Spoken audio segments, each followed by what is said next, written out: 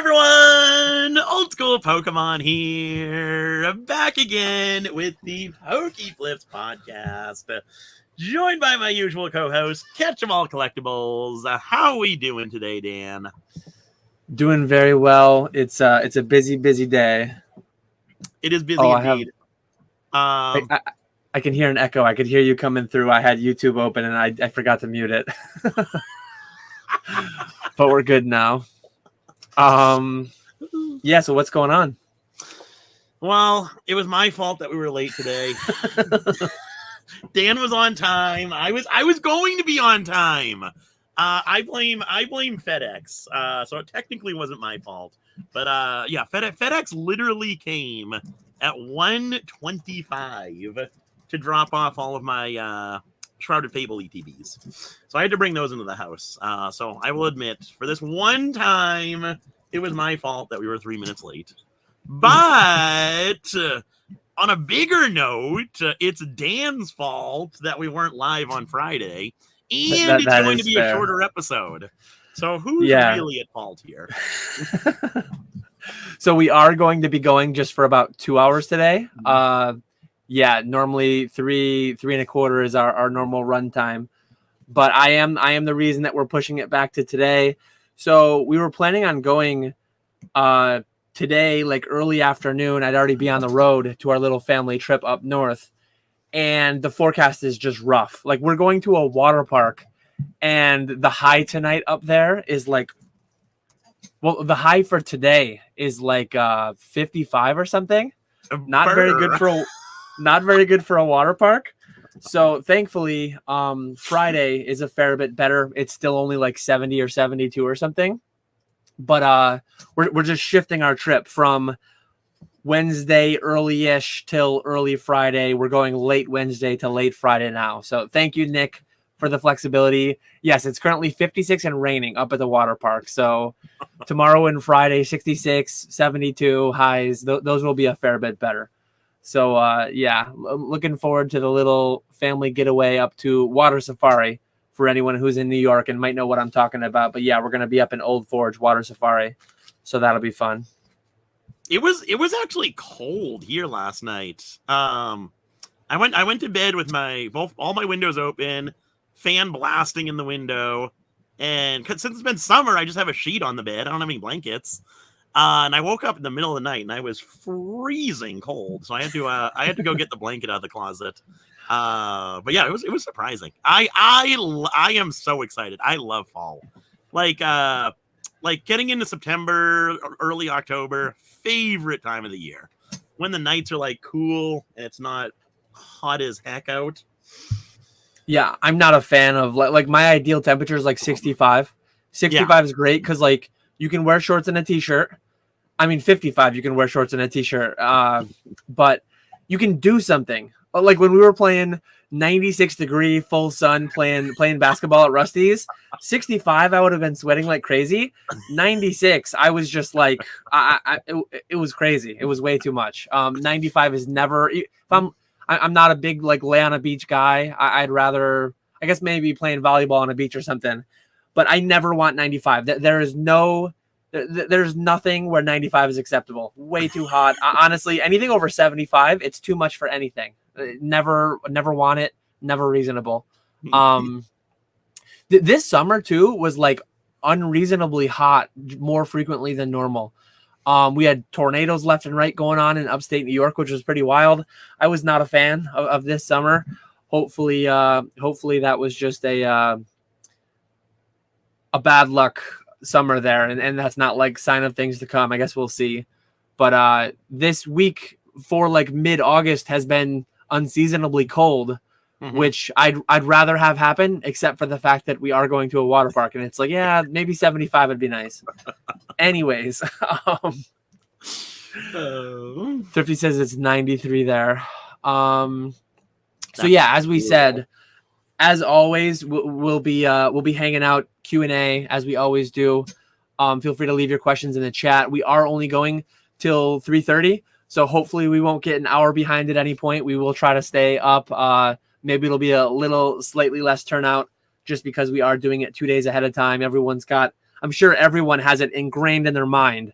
Every second week, Friday, 1:15 p.m. Eastern, everyone's just got it programmed in. So we're throwing off everyone's schedule. But we appreciate everyone who made it at the new time. Oh man. Here we go. So Fat Belly says, do you think other past sets will boom like the tag teams and alt arts, or do you think it will only continue to be the modern sets going out of rotation that get spikes in price? So I don't know if this question has something to do with like the tag team.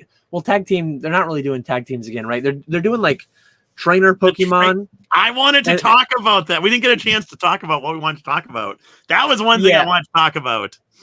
I figure our questions, like if we come with things we want to talk about, our questions usually lead us there anyways, and we usually check off all the topics that we wanted to cover. So yeah, let's answer this, and then let's add in our thoughts about the trainer Pokemon that were released at Worlds. I guess we can talk about like the dates and the locations for Worlds too. We are constantly talking about Collecticons and different dates and events and locations. But yeah, do you think other past sets will boom like the tag teams and alt arts? I mean, tag teams and alt arts. So you're saying those had their boom. Do we think other past sets will? I think most have had little things here and there. Like I remember a couple years ago, largely during the boom, almost everything boomed. Japanese waifus had their thing for a while, but I remember I timed it really well just by pure chance. But like a lot of the mid-era super low pop hollows, a lot of the mid-era super low pop things really boomed at one point, and I just happened to have gotten a PSA return back with a lot of like single-digit pop PSA 10s. So I think the inherent nature of a collectibles market, you will just have, whether it's a PokeRev video, whatever it may be, there will always be little bubbles moving around, shifting around, not necessarily entirely popping, going to zero, but like, yeah, just by its nature, it's like everyone wants it and the price goes up, so the price goes up, or nobody wants it and the price goes down because the price goes down. Like there's just so many inefficiencies. There's so many things with a market like this that bubbles and crazy price increases can really happen out of seemingly nowhere because the volume is so low. Just the entire nature of the way that the market exists. I'll let you answer that part first, and then we can talk about like the owner sets and stuff. Yeah, yeah, I pretty much agree with you. I think a lot of stuff has seen the boom and skyrocketed in price from where it was just a couple years ago. But I also think like in order for a set to go crazy, it needs something that people remember. What are people gonna remember? Like everyone talks about XY being this like fantastic era. What are people gonna remember from XY? I don't think XY is very memorable. I think you have a few cards in XY, but overall it's not that memorable. Whereas Sun and Moon, you have tag teams. Everyone's gonna remember tag teams. You've got break cards. You've got break cards. You've got primals. You've got the silver Dialga. Come on, don't be hating. Don't be hating. Hey, I said there were a few cards. But yeah, you need long term. You need something super popular that people are actually going to remember. So I think yeah, like I said, tag teams, alt art, stuff like that's going to do really good long term. But any of the other sets, early Sun and Moon, early Sword and Shield, I think those sets are going to do well. Like all booster boxes, they all go up in value over time. But it's going to be the sets that have actual good cards and actual chase cards that do the best long term. Alex was not a big fan of the XY slander. I mean, I got back in at Phantom Forces. I'm a big fan of that era. I remember a lot of the XY sets better as far as like sequencing, what cards were in what sets. I remember a lot of that better than I do Sun and Moon or Sword and Shield, even Scarlet and Violet, because like I was ripping boxes cases back then. But I think like I said, XY I think has had a couple different times where it's kind of popped. I think a lot of these sets have had their day in the sun. Whether they'll get another one, like just the way the markets work, I think it will happen. A lot of people will, once it happens, it's obvious that it was going to happen. So videos will be made. People will talk about it as if like, see, I told you so. I knew this was going to happen.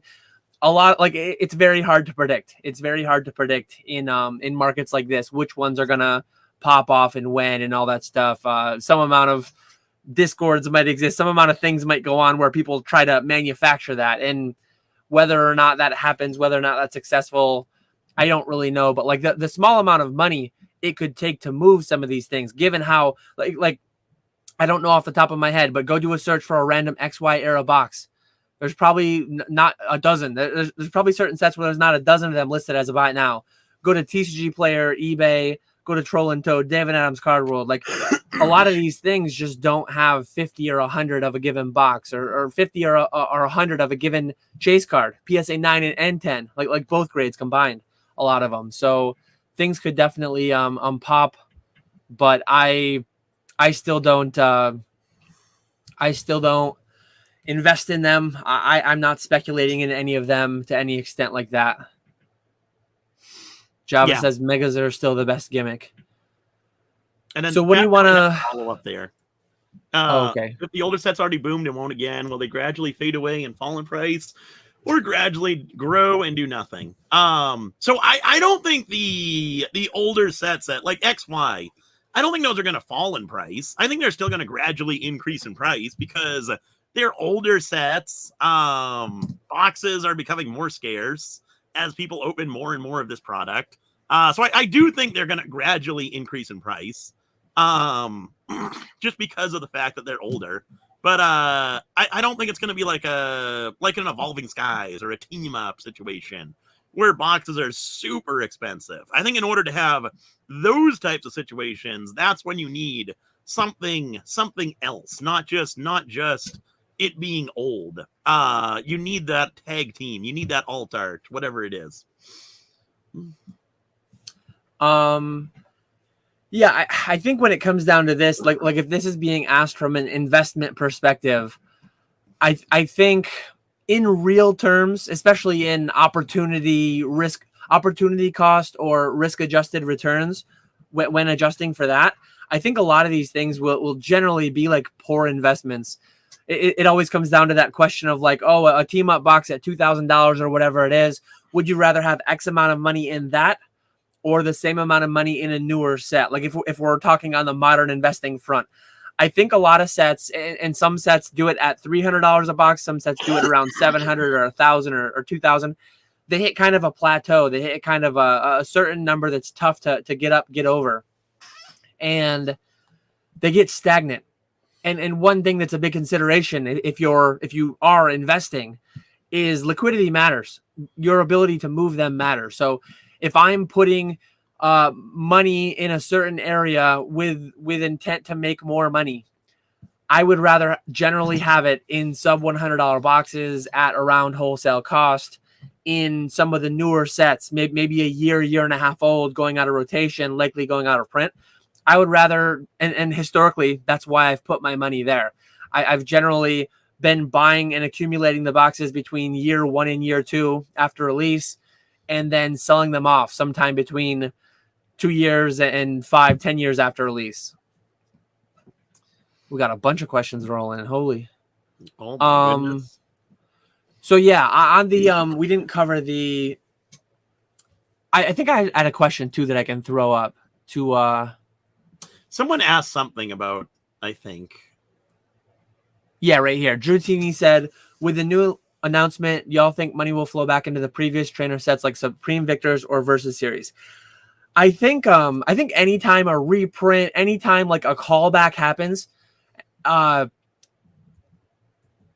majority of people will not go back to that. But I find myself all the time talking about like the funnel. So Ultra Modern is where all the people are. It's where all the stuff is happening. some amount of people will be like, oh, this has happened in the past. And they'll work their way down that funnel. Some amount of people will go back into Gym Heroes and Gym Challenge. Some amount of people will go into Versus Series, Supreme Victors. Some amount of people like might be reminded of that, but the vast majority won't. How much effect will it have? Those are the things that like we can speculate. Nobody knows entirely. But yeah, so some people take the thing of like, oh, well, Celebrations is coming out and a base set Charizard is getting another reprint. So some people have the extreme that like base set Charizard is going to 0 because now we have a cheaper option. That's not true. Some people have the other thing of like, oh, base set Charizard is getting reprinted again. Now the PSA 10 base set first edition is going to 1 million for sure. Those are the two extreme, unrealistic, unreasonable speculations. And the answer is always firmly up on that fence, somewhere in the gray area in between. Some amount of both will happen. But overall, I'm not making any plays speculating in Versus Series, anticipating like a big boom coming due to this news personally. Could certain things tick up a little bit? Will it actually have anything to do with this, or will it have something to do with something else? I genuinely don't know. What about you? Are you making big investments in Supreme Victors to retire off of? Absolutely not. No, I was going to say the same thing with you. I don't remember it. I don't remember it as much with Celebrations, but I do remember it a lot with Evolutions. With the reprint of Charizard. Charizard's going to either dramatically increase in price or dramatically decrease in price.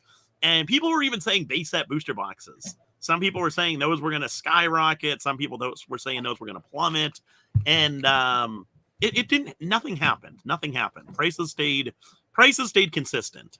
So I think it's going to be. I think it's going to be more the same. I think you'll have some people that that see these new trainer Pokemon and really like them, so they might research and figure out, oh, the gym sets, the Versus Series, all that other stuff. But I think overall it's just going to be more the same. I think the new the trainer Pokemon are going to be really popular. I'm really excited about them. But I don't think it's going to have much of an effect, if any, on past sets. Do you hope they bring back Dark Light from your favorite set, Team Rocket, that you loved so much growing up? So as you guys know, I was never a fan of Team Rocket growing up as a kid. Nowadays, I can appreciate Team Rocket, and I do. It's still not one of my favorite sets. But I do enjoy Team Rocket.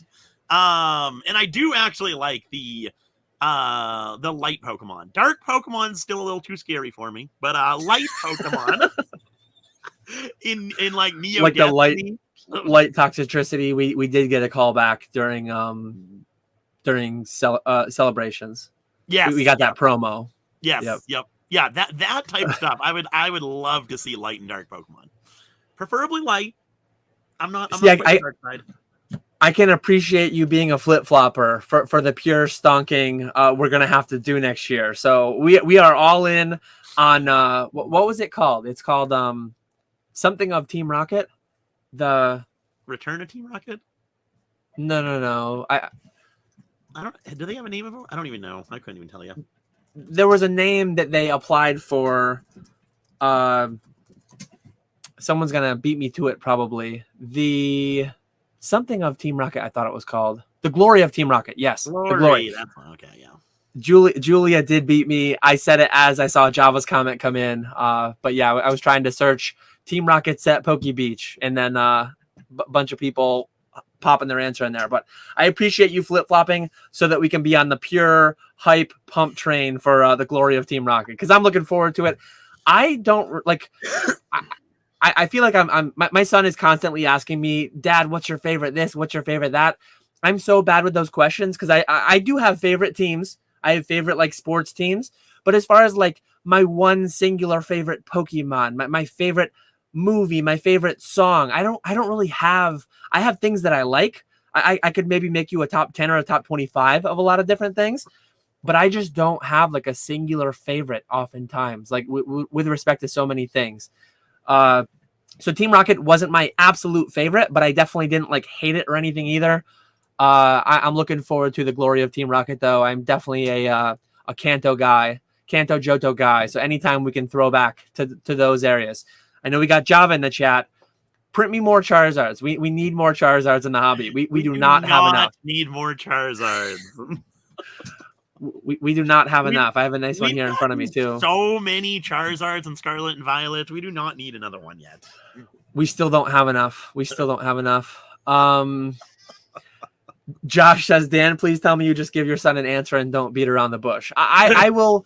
He is unsatisfied. If I stay on the fence with him, he is not satisfied with that. So I usually try to say, like, well, he's like Charmander is somewhere up there. Quaxley is somewhere up there. Dragonite, Mewtwo. Like, I just name a bunch of them. I give actual answers, but I can't give a singular answer. I would just be making it up. But he is not your favorite Pokemon? Like, definitively? No, I wouldn't say so. Really? Your poor child. My son is funny because he's constantly like talking about. He'll ask me and my wife, like, do you remember what my top 5 favorite movies are? Usually, it's just the last 5 that he's seen in some different order. Like the recency bias really shows with my son's top 5 list that he does. He's like, do you remember what my top 5 favorite? It's usually movies. Usually he wants to do his movies list, and it's like. He just recently saw, I'm going to forget them all now, but he just recently saw Despicable Me 4. So I think that one's in the top 5. Kung Fu Panda 4, I think is in the top 5 because we just saw that not too long ago. One of the Trolls movies, Trolls World Tour, Trolls 3, somewhere up there. It's like, let's just randomize the order of the last 5 movies you saw, and we'll probably get it right. We'll probably be pretty close. But one thing that I was going, one place that I was going with that seemingly random ramble, moderner, betterer. The newest, latest thing in his mind, the latest thing that we just saw is top 5. So he is very much on like the next set is the best set ever. I love it. I love it for that because moderner, betterer for sure. No, see, I'm honest with my my viewers. Because I get that question all the time in the lives. What's my favorite set to open? And obviously, I always go with Jungle because that's most expensive. But no, I'll always tell people Celebrations and Crown Zenith. Those like for modern sets. Those are my 2 favorites to open. My favorite sets are looks at my buy it now inventory. this like. Oh, hey, I happen to have all of them available. Go buy now. Let's see. So Garen wants to know, shout out Garen. He sent me a DM, Instagram or Discord, I forget where, when I believe it was Fusion Strike recently restocked on Pokemon Center.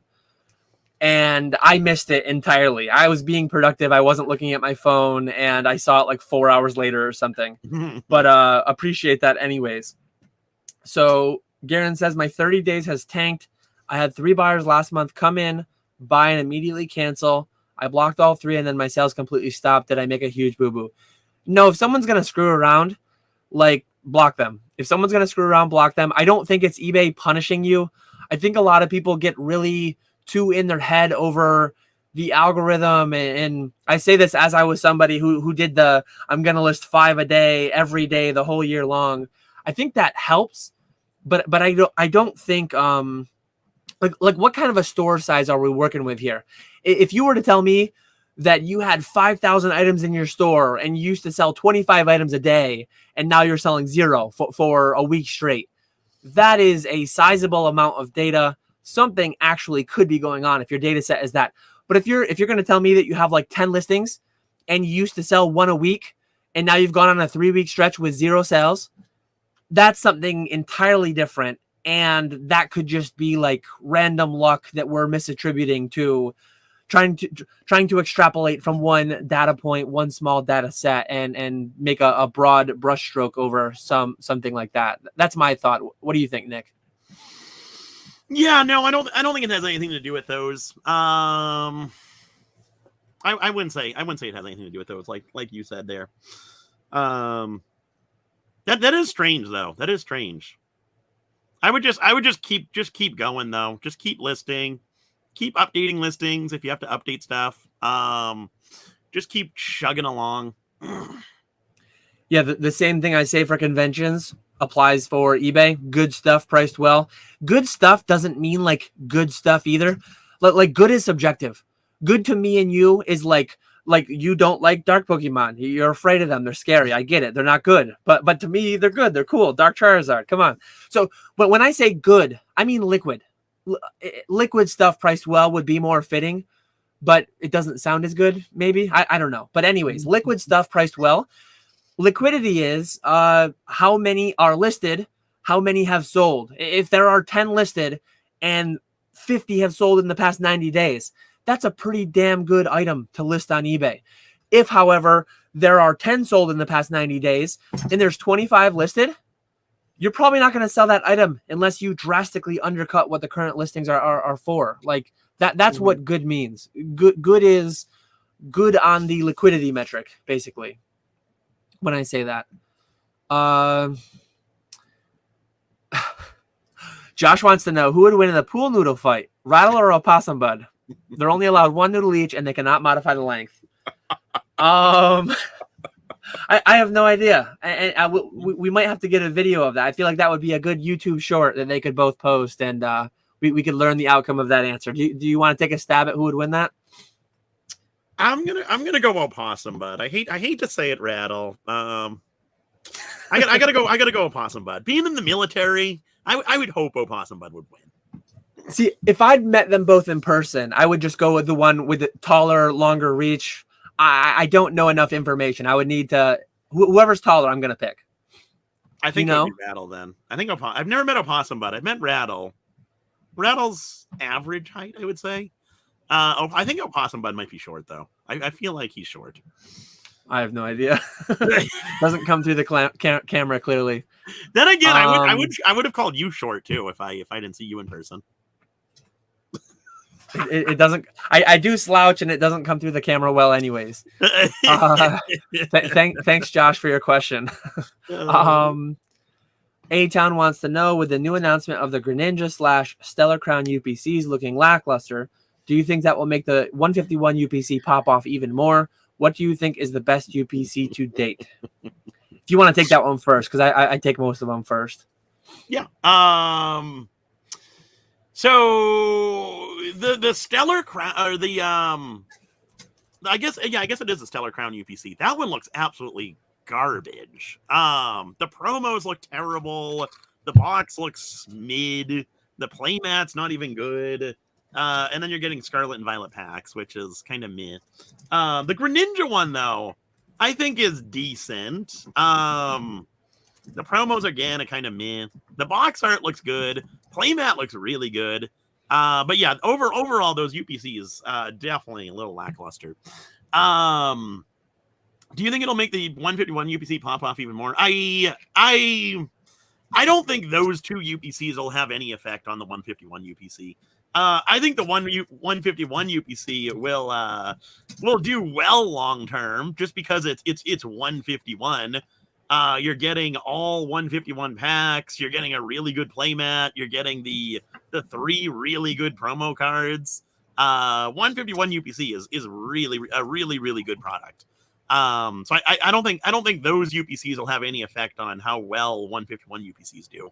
I think it's because it's 151 that it'll do well.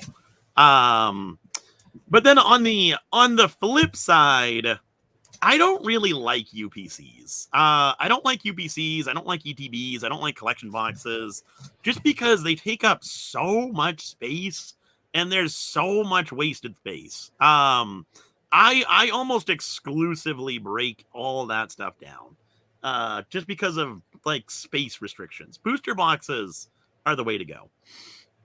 And then when sets don't have booster boxes, I'll just do loose packs. I don't do sealed. But that's just my thing. But best UPC to date, maybe a little biased, but I've got to go Celebrations. Celebrations by far is the greatest UPC. Obviously Celebrations, my favorite modern set. So that is a little bit biased there. But then the Pikachu and Charizard metal cards Those are the greatest metal cards that we have gotten in Pokemon. The new metal cards that we got with like the Mew UPC or the what was the other one? The GameStop one, the Arceus. Arceus. Yeah. Yes. I don't like those ones as much. They're not as shiny. They're like a dull metal. Whereas the Celebrations ones are shiny.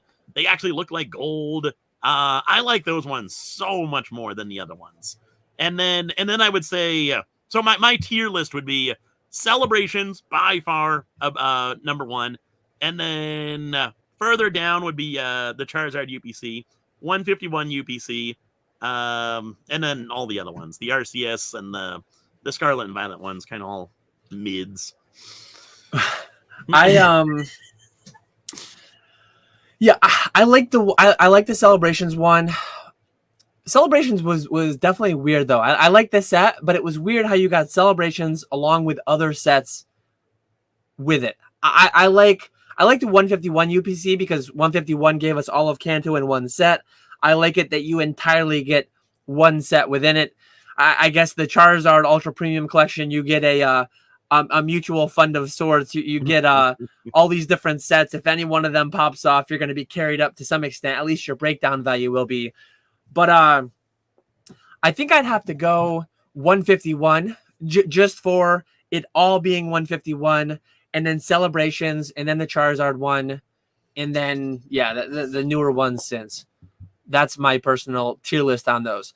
How many of the, because the 151s are popping off right now. I don't know if they'll get reprinted or not, but how many of those do you have, or did you break them all down? I broke all of them down, and I'm actually almost out of 151 packs. I gotta start looking for more, which I was surprised by because I had all the ones that I got through distro, and there were one or two restocks of them. So I had all that stuff, and then I bought another. It was like 1,500 packs off of someone, and I have like maybe like 50 packs left, which is it's wild how much 151 I've opened. I did keep my. I do have. What do I have? I have 10 like booster bundle displays sealed. Those I want to keep sealed. But aside from that, I am dry on 151. Those packs surprised me too. They're up to 774 now. That's the buy box on TCG Player. Looks like 741 is what the market price is. But yeah, I unfortunately broke a ton of those down too. I mean, I was selling 36 packs. I was selling a lot of loose packs and stuff, but lately I've been like hoarding the packs, getting ready for streaming. They've performed well in the time that I've just been stacking them high, because they were probably 5.5 and now they're 7.5 or something. That's a pretty good, what is that, almost 30-40% somewhere in there. But I feel like we're due to get more 151 of some kind, whether it will be ETBs or UPCs. Like, I don't know. What do you think? We did just recently. I think I can buy Limit 2 at market price. I can buy like the 151 booster bundles. Maybe that's all we'll get. Was it Mad Al who did this? Yep. They came out with a bundle. Oh, I think that was Magazine Exchange. They're the big bundlers a lot of times. One of it must have been Southern then. They came out. They just came out with a bundle where you got Crown Zenith mini tins, and which I was really surprised by that. And then 151 mini tins. But then you had to order a bunch of just garbage stuff. Scarlet Violet base, build and battle decks. And it was like Scarlet Violet base, Obsidian, Paradox Rift, ETBs, build and battle decks. It's such garbage stuff that you have to buy with it in order to get Crown Zenith and 151.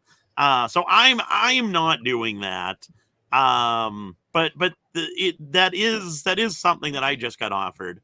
I hope we get a 151 reprint, just normal reprint of ETBs, booster bundles, whatever the case may be, some type of pack, where you don't have to buy all this garbage stuff to go along with it, because we really do need a reprint of that. Professor Birch says we need a Rayquaza or a Dragonite UPC. I'm fully on board with that. That would be awesome. I would slot those like those would be like A tier, S tier, Quaxley. We need Quaxley UPC first, but after we get the Quaxley one, then we can get Rayquaza and Dragonite. But which one? I say Dragonite. I would want Dragonite first, I think. I'd be happy with Dragonite first, and then they're both. They're like S to A tier as far as my top favorite Pokemon go.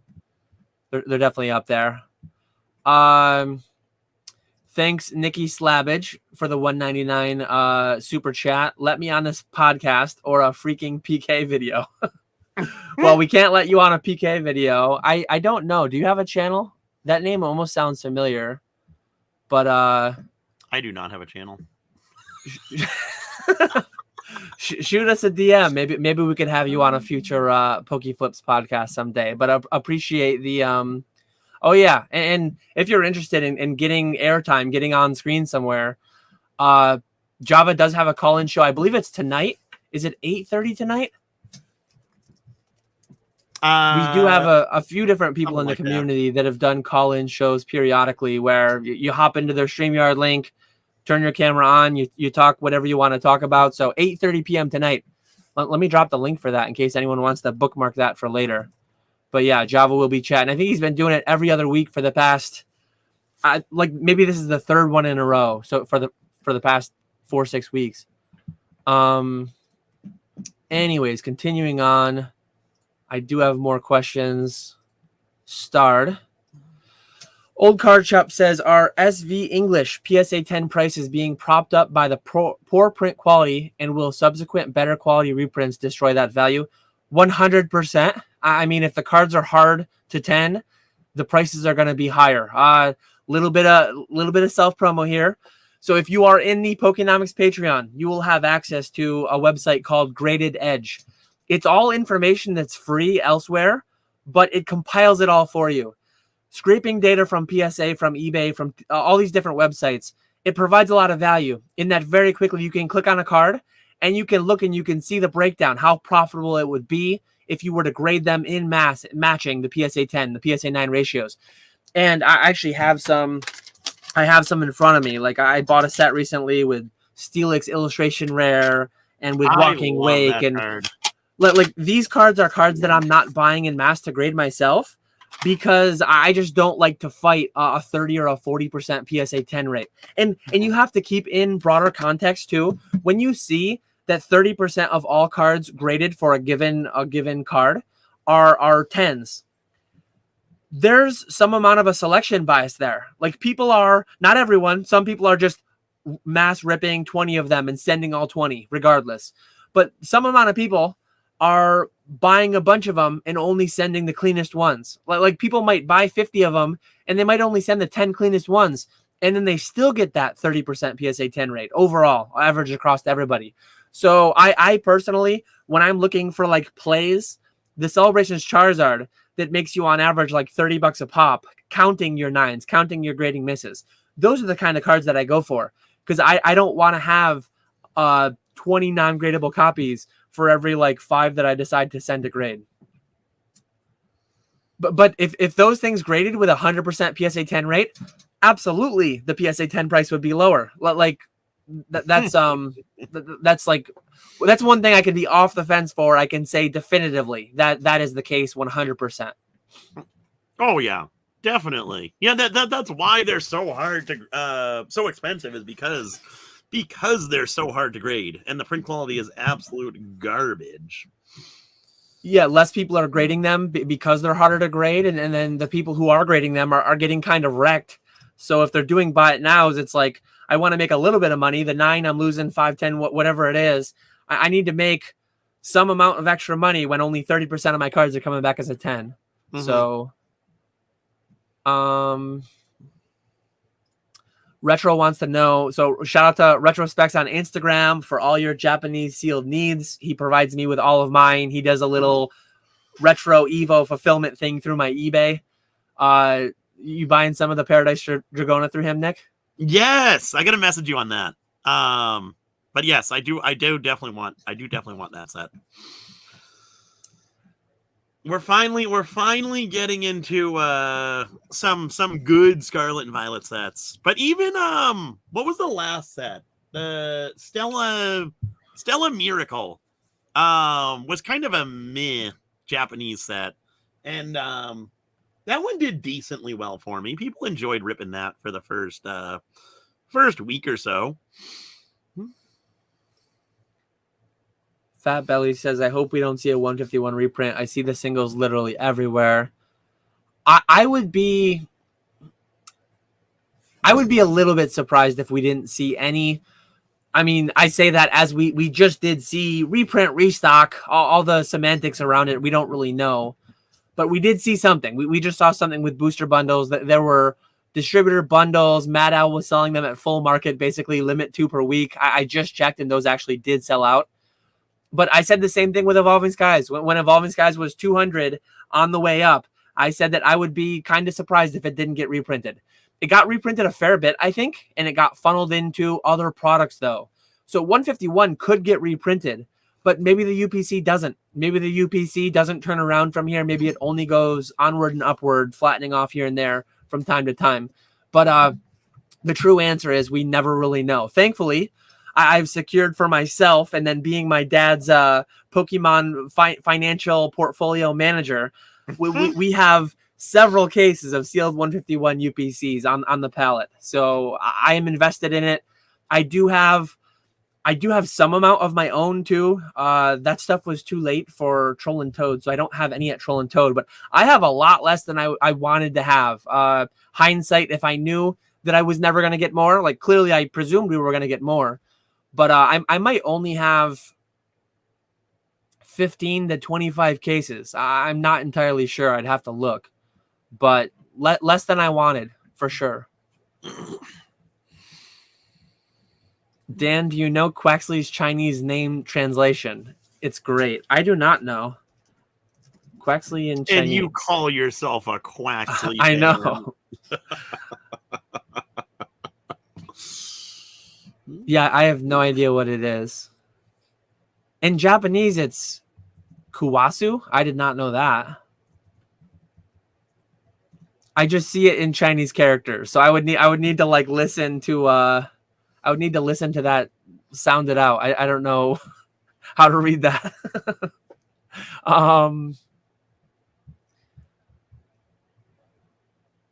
Dan, please sell me a PSA 8 Expedition Blastoise Hollow. If I have one listed, I mean, if it's buy it now only, it's probably a firm price because it's probably a consignor card. But if I don't have one listed, I probably don't have one. I genuinely don't know. Julia says Hidden Fates UPC is sort of a Rayquaza UPC, I guess maybe. Yeah, they do have that one with the Rayquaza figure, that huge thing that got like half of the ones I received from distribution. The Rayquaza was broken, which is annoying. Yeah. But that was a cool product, but like just so big and bulky. You talked about it earlier. I've talked about it a bunch too. The amount of air, the amount of just plastic, cardboard, all the packaging that goes into some of these products. I generally try to just long-term sit on booster cases because all this other stuff, like even though I really like the UPCs as a product, it's just so hard to like set aside 25 grand worth of them because it's so much more space. It's twice or triple the space of like a booster box.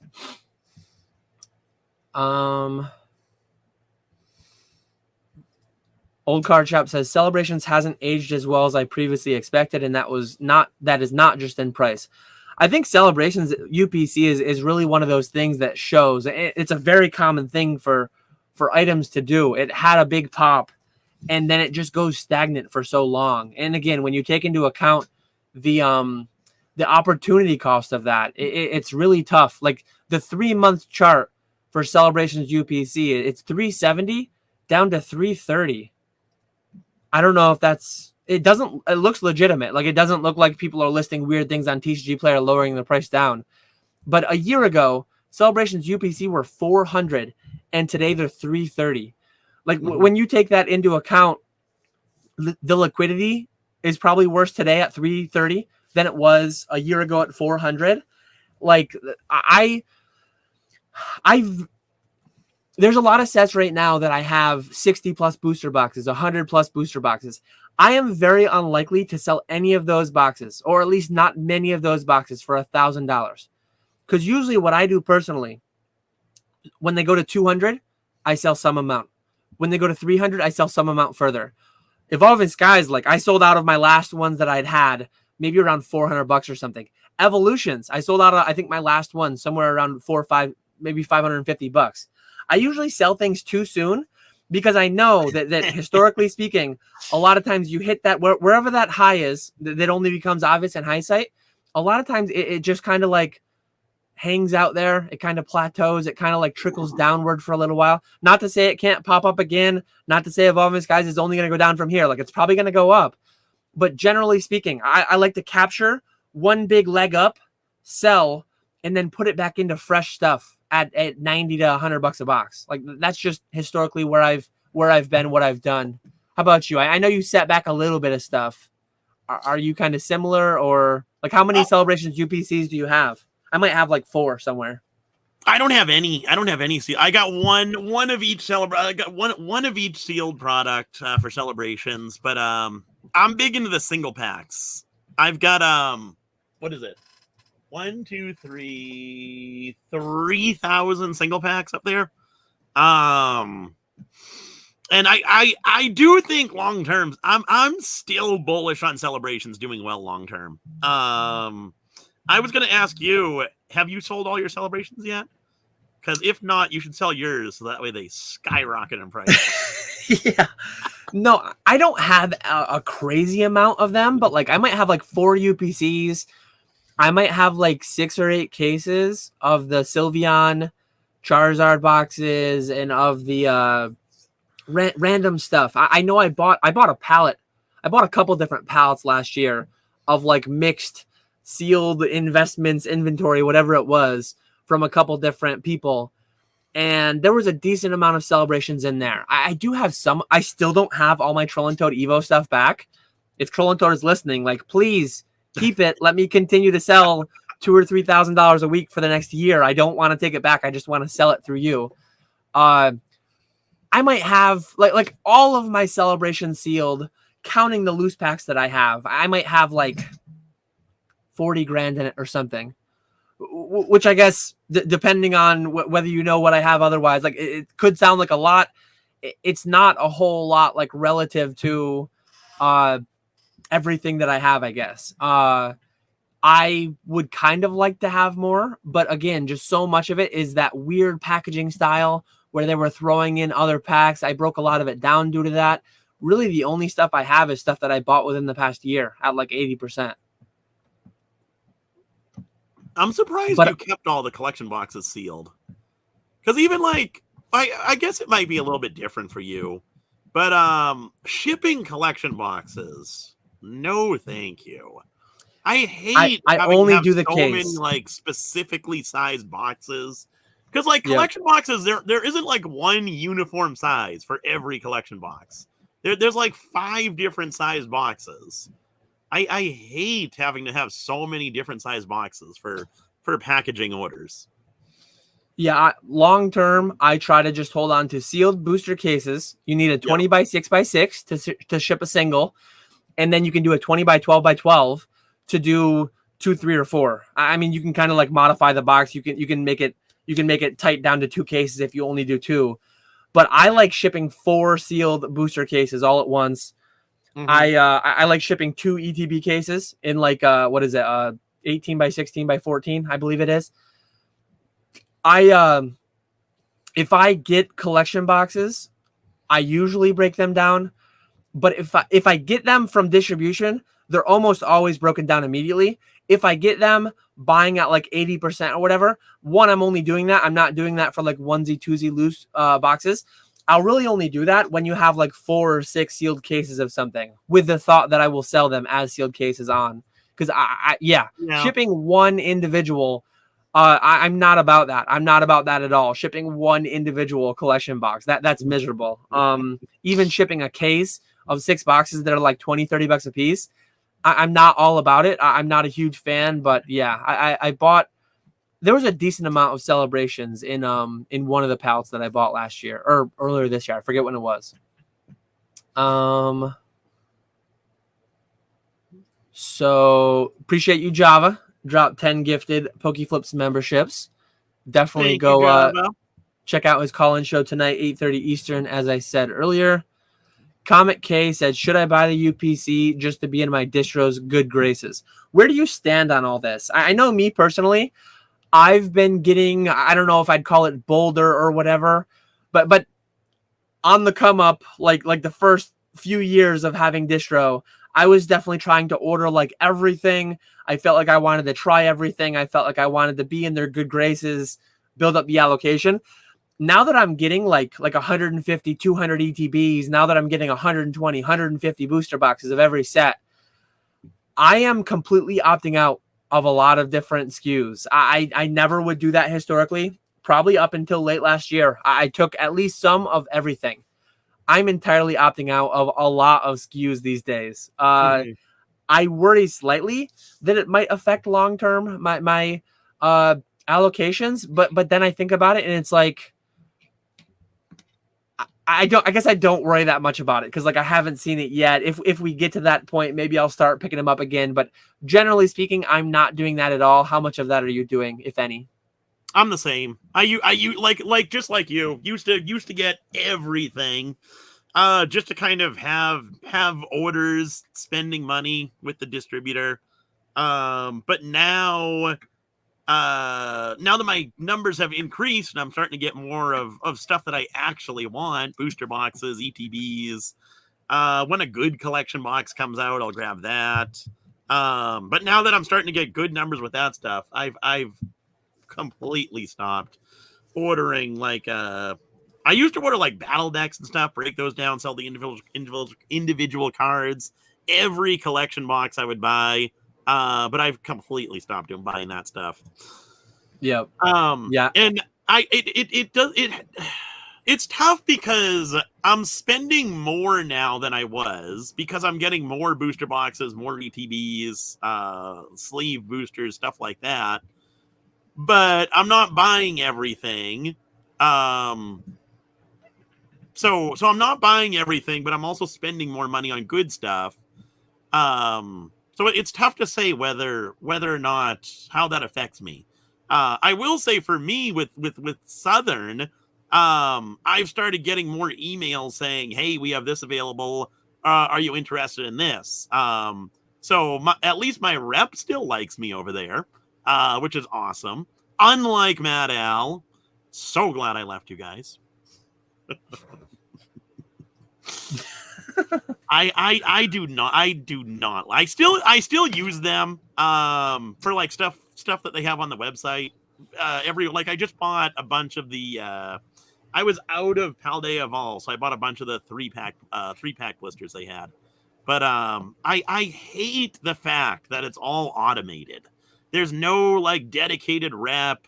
They automatically put in numbers that you could get for new sets. You have no control over requesting how much you can get. It's changed now that there's not as many people trying to buy modern product, but back during the pandemic, it was so bad, and Southern was so much better. So I've basically transferred everything over to Southern, and I am so happy about that. I should, because finally, I've been saying it for a while. I've never put a firm date to it. I'm still not putting a firm date to it, but likely in September, I will be making not an appearance, but like I'm trying to think. I can't think of the right word. An entry. I will be having my first live stream on eBay and Fanatics. I'm gonna go both with eBay and Fanatics. I've got a couple people that have reached out to me in the past.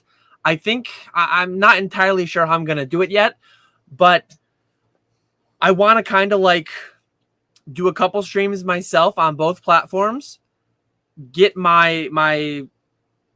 get everything figured out, get all the logistics, get all the things figured out, get all the how I'm going to pay out streamers and all that. how I'm gonna pull the reports and do all the spreadsheet like math type stuff that needs to be done to make that all happen before and after each stream. But once I get everything set, I kind of want to like get off and running with it relatively quickly. So one thing that I haven't been doing, as I just said, I've not been buying a lot of the supplemental products, but depending on how all this goes, I mean, if it crashes and burns, I'll continue doing what I'm doing. But if it really takes off and I really have a few streamers that really go hard on it and really stream a ton, having a great time, I'm making a little bit, they're doing well, making good money. If it really takes off, like I'll have to potentially look into adding an additional streamer, an additional supplier. I know, generally speaking, I think they're still locked down when it comes to non-brick and mortar, like online retailers only. But I know like Brian, PokeNE, I think he had them reach out to him. If you are the right person with the right amount of sales, that you can get in. Like you can be exempted. You can be like walk to the front of the line. If I go to a distributor, not that I'm some massive guy or whatever, but I do have some big 90-day numbers that I could throw around. I do have some like selling multi 7 figures a year. I could probably say like, hey, look, this is my plan. I'm going to be making multi 5-figure orders off the jump at new release every set. Like I think I would be able to get in with a third. Cause I have Matt Allen GTS. There's pros and cons to both of them. I can't say I'm in love with either of them, but having a third would be nice, especially if the live pack ripping really, really takes off. Just having some amount of it is like less risk. If say at release, one of your pallets gets delayed, one of your shipments gets delayed from one distributor, having a backup, having 2 or 3 come in as opposed to one, because when that one fails, you're in a really rough spot. And under the right circumstances, maybe I even have, if I have 3 distributors and I have 3 streamers, I add each of my streamers' addresses to one particular distributor, and then some amount of product is just going directly to those people potentially. Definitely different things that I have in mind when it comes to starting off with eBay Live and Fanatics Live in the fall is what I'll say, sometime in the next month or 2. But I'm looking forward to it. You just want to be similar to Ryan's Card House, don't you? Is he on both? His thing? He's starting eBay Live in September. Is he on Fanatics or no? I don't know. I don't think so. They're I know they're on. They're really big on Whatnot. And he's coming over to eBay Live. So I'm actually excited about that. So last year I was nervous when new people would come on eBay Live, because obviously there's more competition. But now that I'm more established on there, I'm actually excited for you to get on there, Ryan's Card House to get on there, any other Pokemon streamers to get on there, because the more other like Pokemon streamers that are on there, like when you get on there, you're gonna do YouTube videos, you're gonna post it on Instagram, telling people to get on eBay Live. Which is only going to help everyone else that's on there. Obviously, they're going to come into your streams, but then they're going to say, oh, hey, I never knew eBay Live was a thing. And then they'll see my streams. So I'm going to make sure in all my ads, it's going to be, come watch me. Watch out for that old school Pokemon guy. He's been around for a while. He has a real bad rap. He's a bad egg. Stay away from him. Speaking of ads, mister, what is how much money are you spending on Instagram ads? Every single time I click on Instagram stories, yours is my Fanatics the thing? second Instagram story to pop up. It's crazy to me because like I've heard Brian PokeNE talk about how he spends like $5,000 a month between Facebook and Instagram ads and stuff.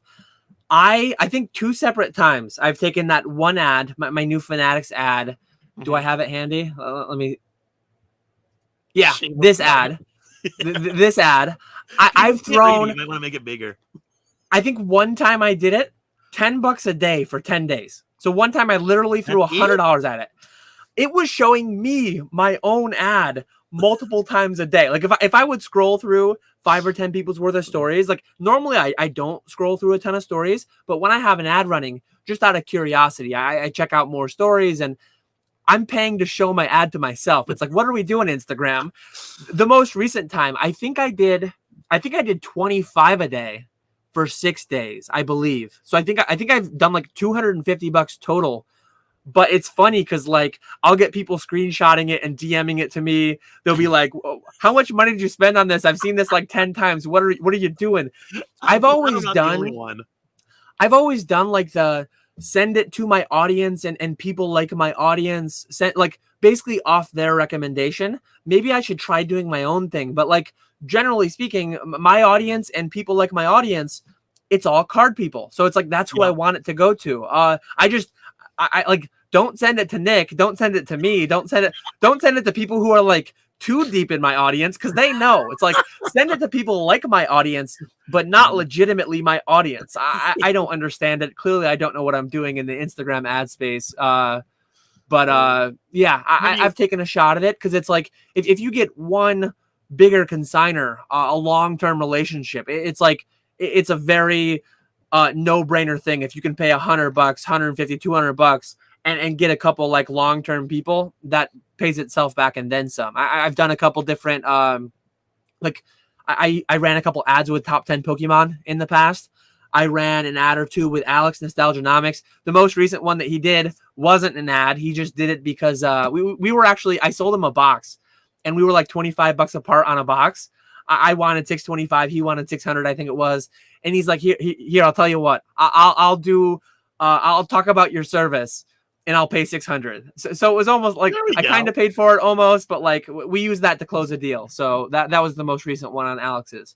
But usually when I run one, I will get at like one person. It's never like getting 10 or 20 new people all at once, but oftentimes it's like 0 or 1 people. But oftentimes even that is worth it. Yeah.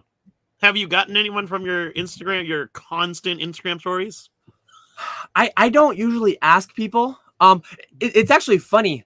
I'd never noticed it before, and I think it's something relatively new. But Instagram, you know how they have the primary, and then they have the requests, and they have the general. Mm-hmm. So they have a from ads.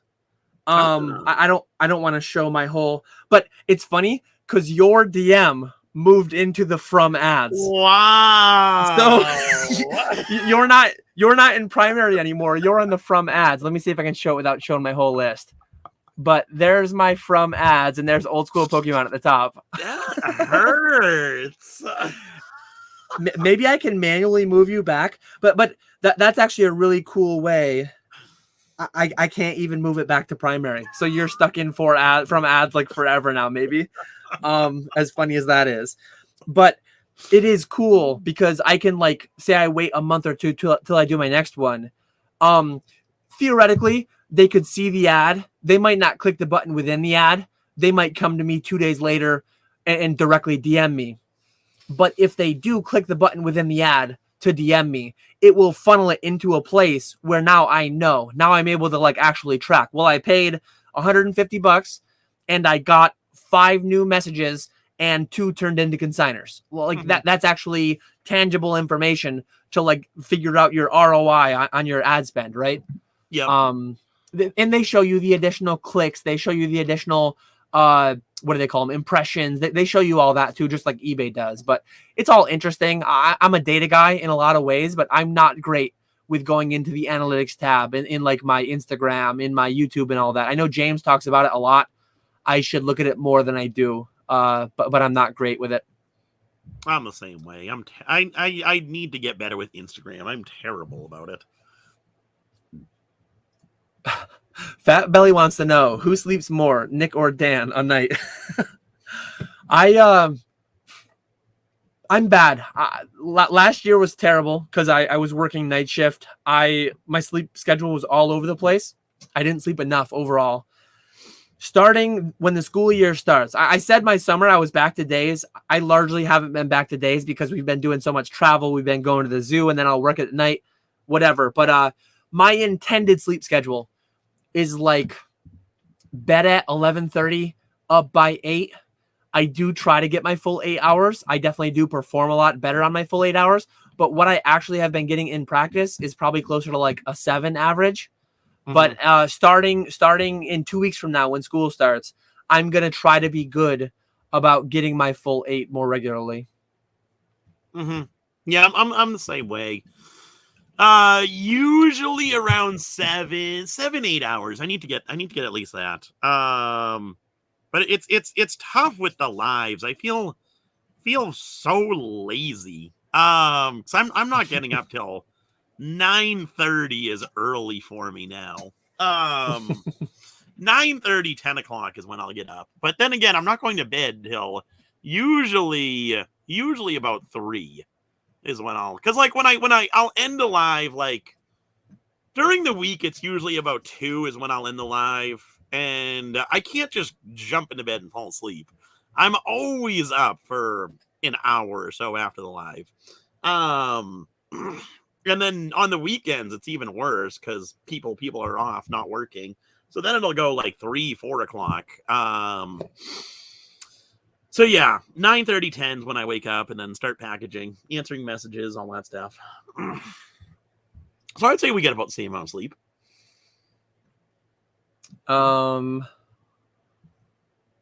Let's see. I'm just trying to star all the questions for upcoming. Here we go. I got a bunch started. So Nikki Slabbage, again, thanks for the $1.99. Appreciate it. We will answer your questions without the super chats, but we do appreciate the super chat. So thank you. What is the best Pokemon? Why is it Blastoise? As I said, I'm bad with best, but like, let me just say Charmander. Let me pick one singular one and say Charmander because he's definitely up there. Depending on the day, he's number one often in my mind, in my heart. What about you, Nick? Who's number one, and why is it Blastoise? This Squirtle. guy. So it's baby Blastoise. I mean, you're in the same line. You're very near. We're close. We do need more Professor Birch YouTube videos. We need more YouTube videos from everyone, so that we can choose what we want to watch. More options is always better. And he's saying celebrations will probably pump around the 30th anniversary. I could see it. I could see it. I think Generations was fairly rough at release. A lot of people, the monthly releases, the mythical collections, they really like, people got sick of them. And I think part of the issue too, had they inversed the mythicals, had they ended with Mew, maybe that would have been better in hindsight, because like Kanto, Johto, as you go on, there's less and less people. I don't know if that's entirely true. I guess generally at the start and at the end, like modern or better, but also the very, very old stuff. At both extremes, you have the better stuff. But in hindsight, it would have been interesting how that would have been with the hype for Mew, with the hype for like the Kanto mythical had reinvigorated that at all. But people were really kind of like done with Generations. I don't remember exactly. I mean, I was there when it came out. I was there the whole time. But like, what did Generations do for the first 4 years? And how much of 2020, 2021, that wasn't just the additional anniversary. That was all of the pandemic happening and all. So it's like, how do you separate out what was the subsequent anniversary boost aside from what was the just general boost that everything got? It's impossible to separate. Yeah, I can see some type of boost for sure. How much? No idea. But like I said earlier, I am still bullish on Celebrations. I still think that's a super fun set to open. I like it, but it's definitely $7 a pack, $8 a pack, whatever it is. Opening those 4 hollow packs is definitely dark. But hey, if those hollows are PSA 10. Yeah, I mean, I guess they're super low pop. The non-classic collection ones. It's interesting. The split between the PSA 10 rate on the classic collection versus the regular hollow set, because it is dark days on the regular hollows, but the classic collection is like those are some of the most bulletproof English cards that have ever been released. I mean, those are very high 10 rates out of pack. Josh wants to know if Skater Nesto is the most quotable hobby member. Also, how long till pillar status? Pillar is worse than Cabal. I don't know. I'm over the whole pillar talk. I'm not a pillar. I don't want to be a pillar. But apparently the word is here to stay, at least until the next one comes out. But Cabal season, I think, was less annoying than Pillar season for me, at least. So me saying that will probably prolong it by like 2 more years. So it's probably here to stay now that I've said that. Yes. But Ernesto does have a lot of good quotes out there. He definitely should get some merch rolling, get some merch, Spicy Boys TV merch rolling, and throw some of those quotes on there. I actually need to integrate some of my quotes into some of my merch because I've not done that yet, but I do plan to at some point. You got to get on that. I know. I still haven't re-enabled my store because I used to use Stream Elements, and then they stopped doing merch. They sold their merch wing to like Fourth Wall, it's called, which makes me think of MetaZoo, which is funny because like the fourth wall effects and all that. But yeah, the new merch thing is called like Fourth Wall. I did my order to like get my own things in, verify that it's actually good. I want to sell it to people, but I've not gone and done the final stage of like actually launching it live to the public. I need to do that sometime soon. I'm like 30 minutes behind. I need to start catching up. Grimer Collect says every Scarlet Violet set will probably be reprinted or reprinted, restocked, whatever you want to call it, in some capacity. They're all in rotation for quite a while still. I think I had a short come out a while ago on this. I think all except one. I don't know which set. You don't know which set. I think they will pick one set to not reprint. They will let one set run. Will it be Twilight? Will it be Parent? Like, I have no idea what it'll be. But I think they like intentionally leaving one set to run just so that next generation, people are guessing and people are buying more of everything just in case. That's my like tinfoil hat conspiracy. I hope it's Paradox Rift, because that is the one. That's the one. Really, the one. Some sets sell better than others, but really, the one Scarlet and Violet set that does not sell for me whatsoever is Paradox Rift. Scarlet and Violet base sells more than Paradox Rift does. Oh, I didn't know Birch was full time. Did you know that? I feel like I did hear that somewhere. I forget where. I feel like I might have. Maybe I'm just making it up, though, too. But congrats, Birch. That is very exciting. Yeah. Congrats on that. Hope all goes well. It's a big market. There's a lot of different ways and places to make money in it. And YouTube is not directly very lucrative, at least for me, for myself and Nick. But indirectly, there's a lot of like intangibles with it. At least for me, a lot of things have sprung from YouTube. A lot of things are enabled by YouTube that have been really plus EV for the business. Plus, I enjoy it too. So it's all about whether you enjoy it and what really you're trying to maximize and optimize. So this must be the Chinese Quaxley. It translates into moist duck. I like Quaxley more now. I like the moist duck even more now. Check out my 2 moist ducks back there. Always going to have some moist ducks in the background. Oh, God. That's funny. What's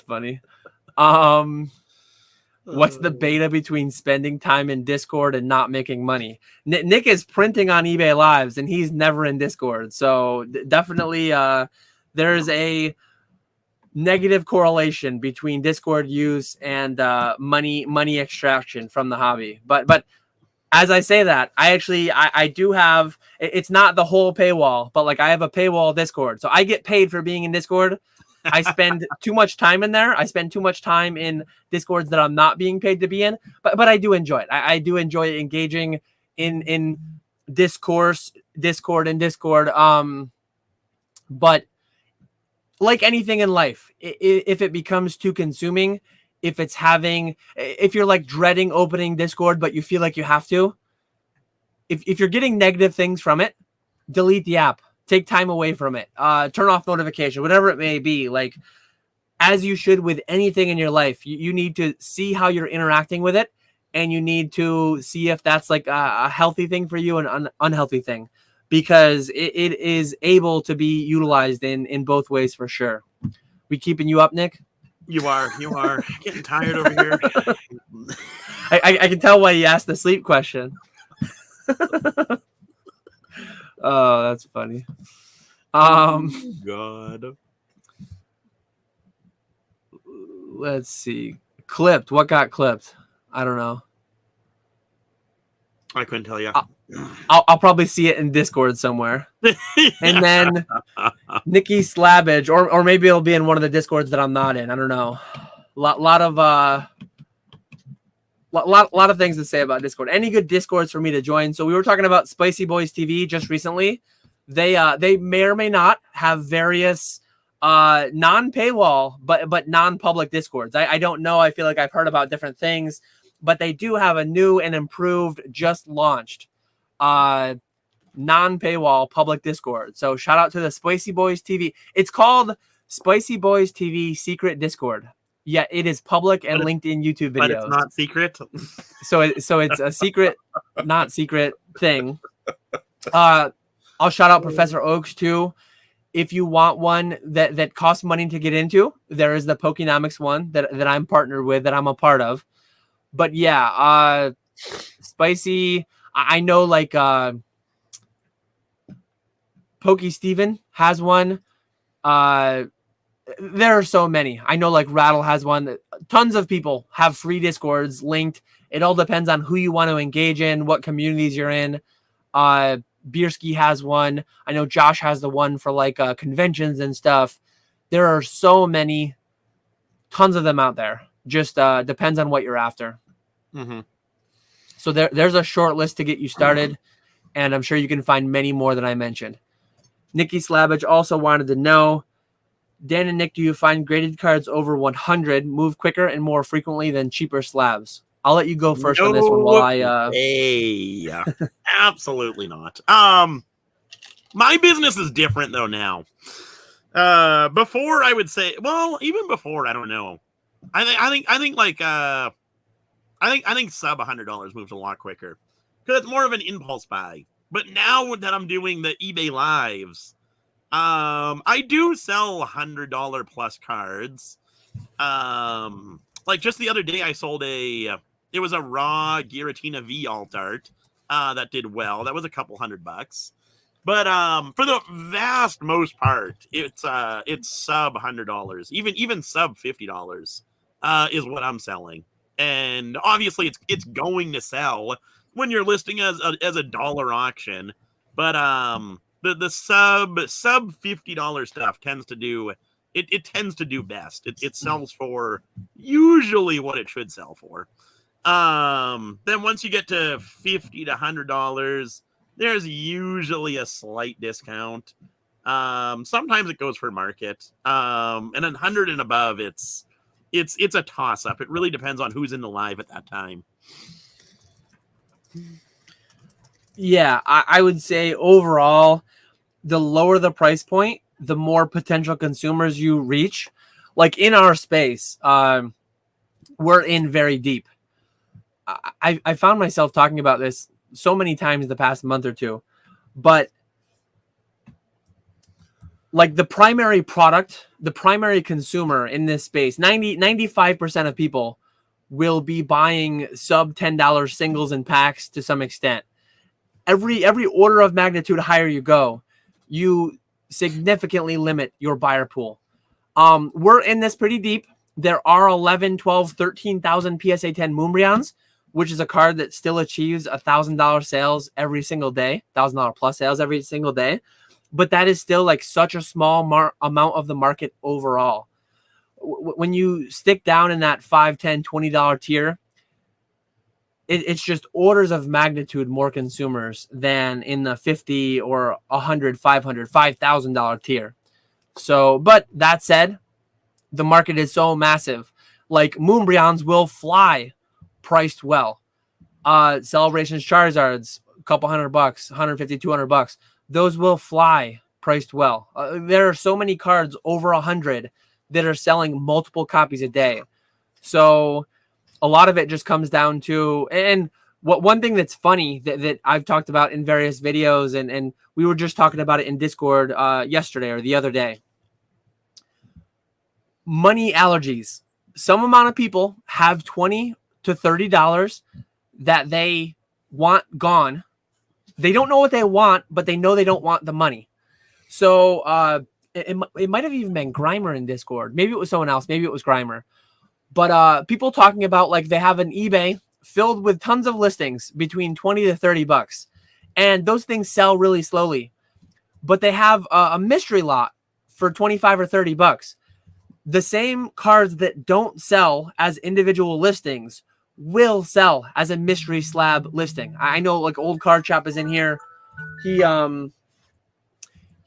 will talk about how well like phone, sir. That get me back for the yawn comment, but it's normally my my Patreon office hour starting at 3, so that's what that is. I did it yesterday though because of this, but anyways, there are tons of consumers at 100. There are many more consumers at 10, but yeah. Like I do a little bit of, I'm mostly on eBay on like Fanatics. I mostly do 100 plus, targeting like the higher the better, the higher the average sales price, the better. But when I start streaming, there's going to be tons of options like 20 and below. There's going to be tons of singles. There's going to be tons of slabs. There's going to be tons of like buying 4-pack, 5-pack lots, because that is a massive consumer base in that price tier. Yeah. Let's see. Hot take: the new Rainbow Terra cards are fire. And then a couple people said it's not a hot take. A couple people said it's not a hot take. That is a terrible hot take. I don't know that I've seen the new Rainbow Terra cards. Statement right there. Those cards look so good. Is it like Terra cards like they used to be gold ones back in XY Sun and Moon, like those but just rainbow now? Or no, it's like a it's similar to like the too. SIRs. If you look like a Terra SIR, except the border is like a rainbow, has a rainbow effect. I have one upstairs, but yeah, just Google it, you'll see it. I don't think I'd even seen them yet. They look really, really good. They're from Shrouded Fable then? No, it's the Japanese set has one. It's it's the turd, whatever the turd. It's a absolutely Terrapagos Pokemon. Yes. Terrapagos slander itself is so stupid, but the card looks really, really good. Let me pull that up. I'm probably spelling it wrong. Yeah, good luck with the spelling. There's like nothing coming up. Why is eBay doing this to me? Whatever. So Terrapagos. That's what Julia says. We're believing you, Julia. I think I spelled it right, but eBay was just like completely failing me.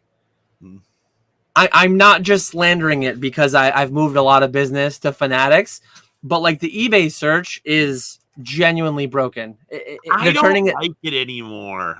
They're turning it so pay to win that like, which I benefit heavily from it being pay to win because I put a small promotion on my items and I sell them for 10 to 15% over market. I am looking, so Stella Miracle, I'm looking at it right now. Someone has a PSA 10 on eBay already, but they are breaking their search system because I searched Terrapagos and literally 0 things came up, and then I closed my thing, reopened it, and now somehow there's 856 listings. Like I didn't have any filters in. I didn't. Sometimes eBay search will just hiccup on me, and I need to like turn it off and turn it back on, and then it will just work. It's really weird and annoying, but I'll save that rant for a future video. I think I've already talked about it in a couple different videos, but we got Boondock Games says he makes way more money when he's ignoring Discord.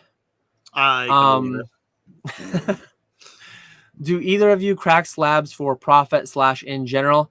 I've done it from time to time. A couple years ago, I did a bunch of them. I got semi-wrecked on that. I think I made a little bit of money. A lot of effort, a lot of time wasn't worth it at the end of the day. So it's not a big part of my business, but if I get something, 1 or 2 here or there, 1 or 2 a month, maybe I do. And that's probably like rounding up. That's probably higher than I do in actuality at this point. Yeah, I very rarely crack slabs. We were talking about that the other night on eBay Live. I was showing people someone asked about cracking a slab, and I was walking them through how to do it the best way. Basically how Radar does it. But yeah, I very rarely do that. It was actually interesting. I don't know if your question came from this, but Northwoods actually uploaded a video just maybe it was about a week ago, or it might have been older, and I just watched it the other day because he was saying he was going to Charlotte the next day. But anyway, he recently uploaded a video talking about how whether it's immoral to crack slabs and sell raw and whatnot. And looking at the comments in the video, it was actually pretty interesting. There were a lot of people who said it's your card, do what you want with it. But there were actually some people that were arguing that you shouldn't do that, and that it is not like immoral, but like it's not right to crack slabs and do that. Which I don't know. I'm kind of torn on that. I can kind of see it being a little not so deceitful, not like a super strong, like deceitful, like you're deceiving someone. But I can see the argument where people don't like people doing that. Yeah, my biggest thing is it's like PSA makes clear mistakes. If you are cracking one time, a borderline thing, like 9 and 10 are more of they're not like two distinct buckets. It's not like some cards are 9s and some cards are 10s. It's a Venn diagram, but the amount of overlap is massive. Like the amount of cards that exist between those grades on any given day could be one or the other is massive. So if you re-roll cards from time to time, I think that's completely fair game. It's honestly kind of disgusting how inconsistent these companies are, yet they make us money, so we continue to give them money over and over again. It is what it is. So if you're re-rolling on occasion, the exception, perfectly fair game to me. If, however, you have if you have a card and you're cracking it 10 or 20 times, like there are certain cards out there that it would be profitable. It would be plus EV to just send and send and send. And as long as they get graded, the 10 grade within the first 25 tries, you will make money. Sometimes a lot of money. If you're doing that, just waiting on them to overlook damage or to make an error or just to get lucky, that's where I'm not on board with it. I've never done that. I can't say it 100%. I don't think I've ever graded the card twice, though. Cracked the card twice, so graded it 3 times. The only exception to that might be I've gone like PSA 9, so then I crack it again to just go to BGS for the 9.5 or to just go to CGC for the 9.5 or 10 or whatever. I don't think I've ever sent the same card to the same company 3 times. I'm quite confident in that, but I can't say it with 100% certainty. If I have, it's been once or twice ever, probably. But then what about Northwood's example was he bought I think it was like a 151 Charmander illustration rare it was a CGC 8.5 for $15. But the raw price of that card is like $30, $25-30, whatever the price is. So it's worth more raw than it is graded, basically. Would you crack that card and sell it raw, or do you sell it in the slab? Oh, I think that's completely fair play. If you, as long as you crack it and you sell it as what it is, don't crack it and say possible CGC 10 pristine. Don't crack it and say gem mint. If you crack it and sell it as TCG player near mint, Troll and Toad near mint, eBay near mint, as long as you sell it within the guidelines of what it actually is, that's entirely fair play. So I actually have an experiment that I'm undergoing right now with Graded Edge, with the paywall exclusive beta of Graded Edge. I bought $10,000 to $15,000 worth of raw cards. I actually have. I'm gonna spill a bunch as I do this. I have a big box full of all the packages. I've not opened any yet. Probably this many more are to come. But I had, every time I do TCG player orders in mass, I have people reach out to me. Hey, Dan, I've watched your channel. I know what you're probably trying to grade 10s here. The card that you bought from me, it is TCG player near mint, but it will not grade a PSA 10. And I'm like, don't worry about it. As long as you're selling me within the confines of what you described, what you were advertising, like, I'm not going to be that, like, it's sleazy. There are people that do it. It's grimy. It's sleazy. If you're the person on TCG player who buys near mint cards that fully meet the definitions of what TCG player defines as near mint, and then you return them because they're not PSA 10 quality, you're in the wrong. Yeah. You're in the wrong. That is not a grade that exists at TCG player. There are people that do it. That is just wrong. So I always get a laugh out of when people send me those messages. It's happened at least 10 times. Like, I bought a Celebrations Charizard from Retro recently, and Retro shot me a DM, and I'm like, I didn't pay attention. I just buy 20, 30 of them at a time, and I filter, I optimize, I do my little thing. I always pull out the direct ones. I pull out certain ones that I don't want to try to get a higher 10 rate. But it's like, if I buy from you and you listed, if you are selling what you listed, like, please ship it to me. Even if you're going to wreck me with a PSA 8 quality, PSA 8 quality is still TCG player near mint. I'm not going to negative you over it. I'm not going to, like, ship me what you sold me and we're good. We're completely good. I mean, if you are going to send me something that was bent in half and is, like, clearly not even TCG player near mint, yes, please cancel. Please don't do that to me. Don't do that to anyone. But it's always funny how many Discord DMs and Instagram DMs I get when I do a mass TCG player order, and people are just like, hey, I know you're probably only buying this to try to grade a 10. It's like, I want good data for my video. I want to be able to make a video and say I bought 100 of this card, and this many I didn't grade, and this many I got this grade on, and this many I got this grade on. I want good, true data. Mm-hmm. I don't want people, like, not shipping to me because they know I'm trying to grade 10s. That messes with the data, right? Yep. But it's always funny. Happens every time. Pokemage87, nice meeting you in Charlotte. Sup, guys? I just got back some PSA 9s with the OC qualifier. They are Sword and Shield commons and uncommons with the print dot on them. They're all pop 1. How would you guys price these things? I'm not the guy for that. I would go to some Facebook group for miscuts, misprints, things like that. There might be some Discords for them too. I would consult with someone else because they're so far out of my wheelhouse. I feel like as long as they're popular enough Pokemon, you might get someone to throw like $50 at you for what otherwise would be like a $5 or $10 card. Maybe significantly more than that. If it's like it's common and uncommon, so it's probably not like Charizard. But maybe if it's a really good one, like Quaxley, I mean, you might get the big bucks, like $80 or $100, or I don't even know. What do you think on that one? I'm trying to find it. If you're on Facebook, join Pokemon TCG. Gotta misprint them all, like EM all. That's the best error Pokemon group that I've found on Facebook. I would post on there and just ask people what you think these are worth. Someone on there would know for you. The stuff like that is extremely niche. It's going to take you a long time to find a buyer for something like that, but I'm sure there's someone out there who would pay some type of premium for them. Ernesto said, every time Dan says Venn diagram, I unsub. Is Venn diagram better or worse than Pareto principle? I've not been talking about the Pareto principle in quite some time. God, I do not miss that. Venn diagram is better. But one thing, I feel like people are like flabbergasted sometimes when a card graded 8 or 9 or something will sell less than raw.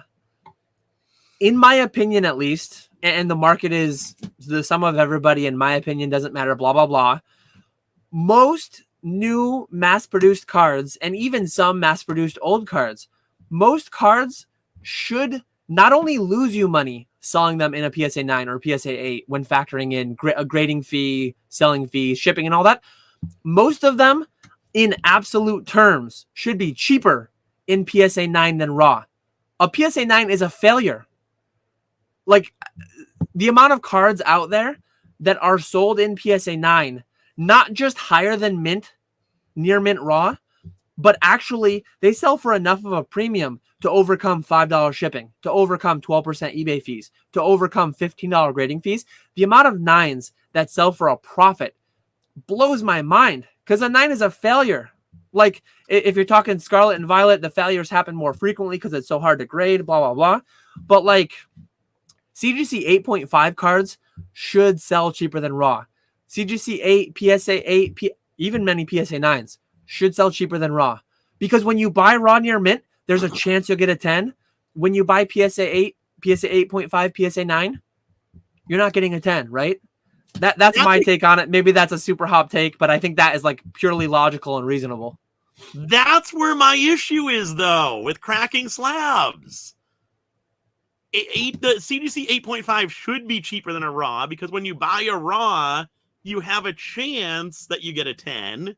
Not but when you buy from me, though. That 8.5, there's no chance you're getting a higher grade.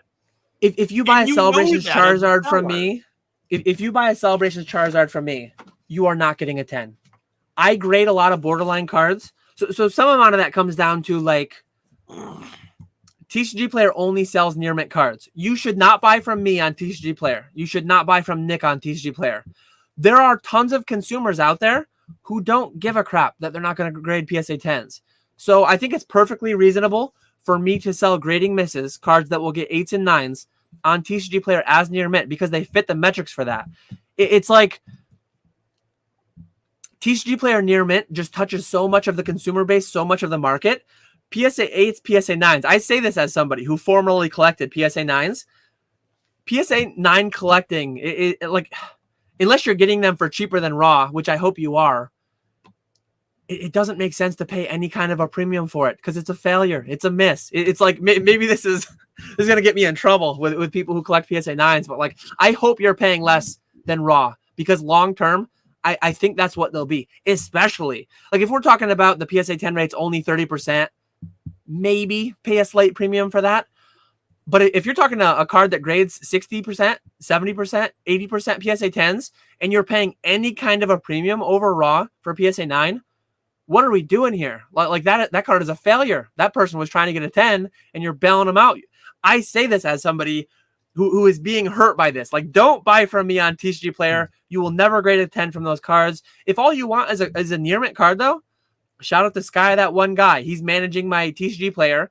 He will promptly ship you your card. You will get what was advertised, a TCG Player near mint card. But if you are buying using Graded Edge to buy grade PSA 10s and flip, do not buy from KetchumAllCollectibles on TCG Player.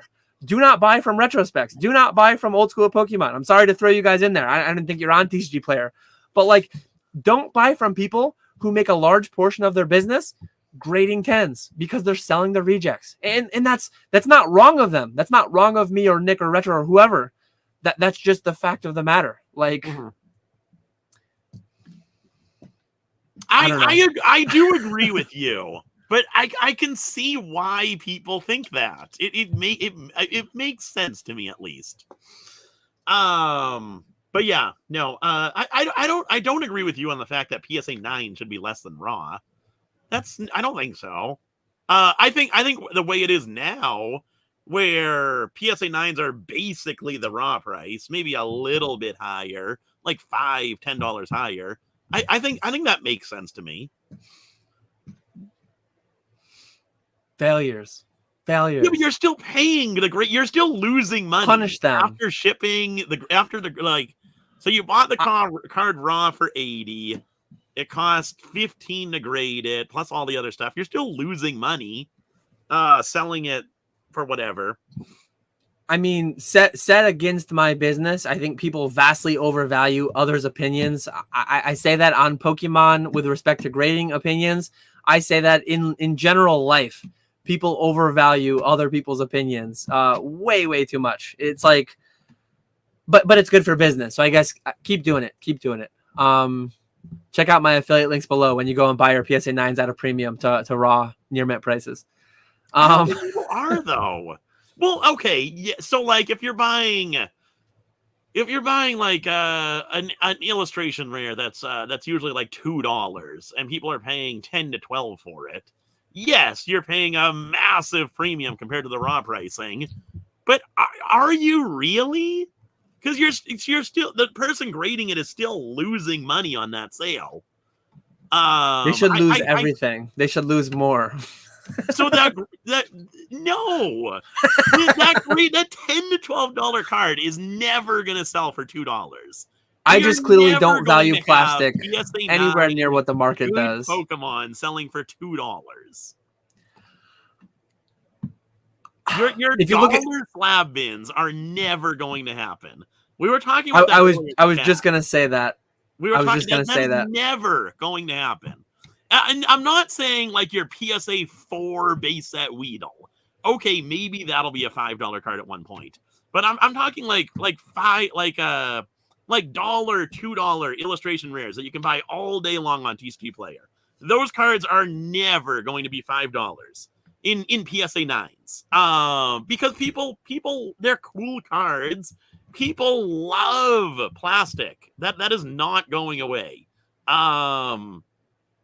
It's never gonna happen. I disagree, and I know people are gonna meme on it when I say this, but mark my words, there will be $1, $2, $3, $5 slab bins in the future. So some people are gonna meme on it by saying, yeah, like if you say the stock market's gonna crash 50%, and then you say it's gonna happen every year, like eventually predicting 50 of the last 5 recessions, that whole meme, that whole thing. I truly still think it's going to happen. Maybe I'm just way too bearish on how much people value other people's opinions, how much people value that plastic. But like grading is so, I mean, CGC is grading for what, like $7, $8, $9, depending on what avenue you're grading through, depending on who you talk to. They could profitably grade at $5. I think there will be a time in our future where too much has been graded. We don't need to go on it forever because we do have to wrap up in like 15 minutes. But I truly think we will, that will all come back. That will all come back, and there will be a lot of slabs worth significantly less than the grading cost, significantly less than, it can't go significantly less than raw, because it should, a PSA 9 should still be worth roughly what like a raw card goes for, ish, so, somewhere in there. But yeah, we don't need to turn that into an hour because we don't have an hour anyways. You just don't want to talk about it anymore because I have more stuff to say about it. Go on while I start more. How long have you been saying this dollar bin of slabs? You've been saying that's what people are going to meme on, and it hasn't. You're wrong. You're wrong as of today. Look at Omega. Omega is selling CGC 6s for $35 a piece. And people are loving it. People are so excited to get that CGC 6. They don't know pricing. They see a cool card in a slab and they're happy to pay it. We are not the market that is buying these cards, and you'll never understand that market because you're so far attached from it.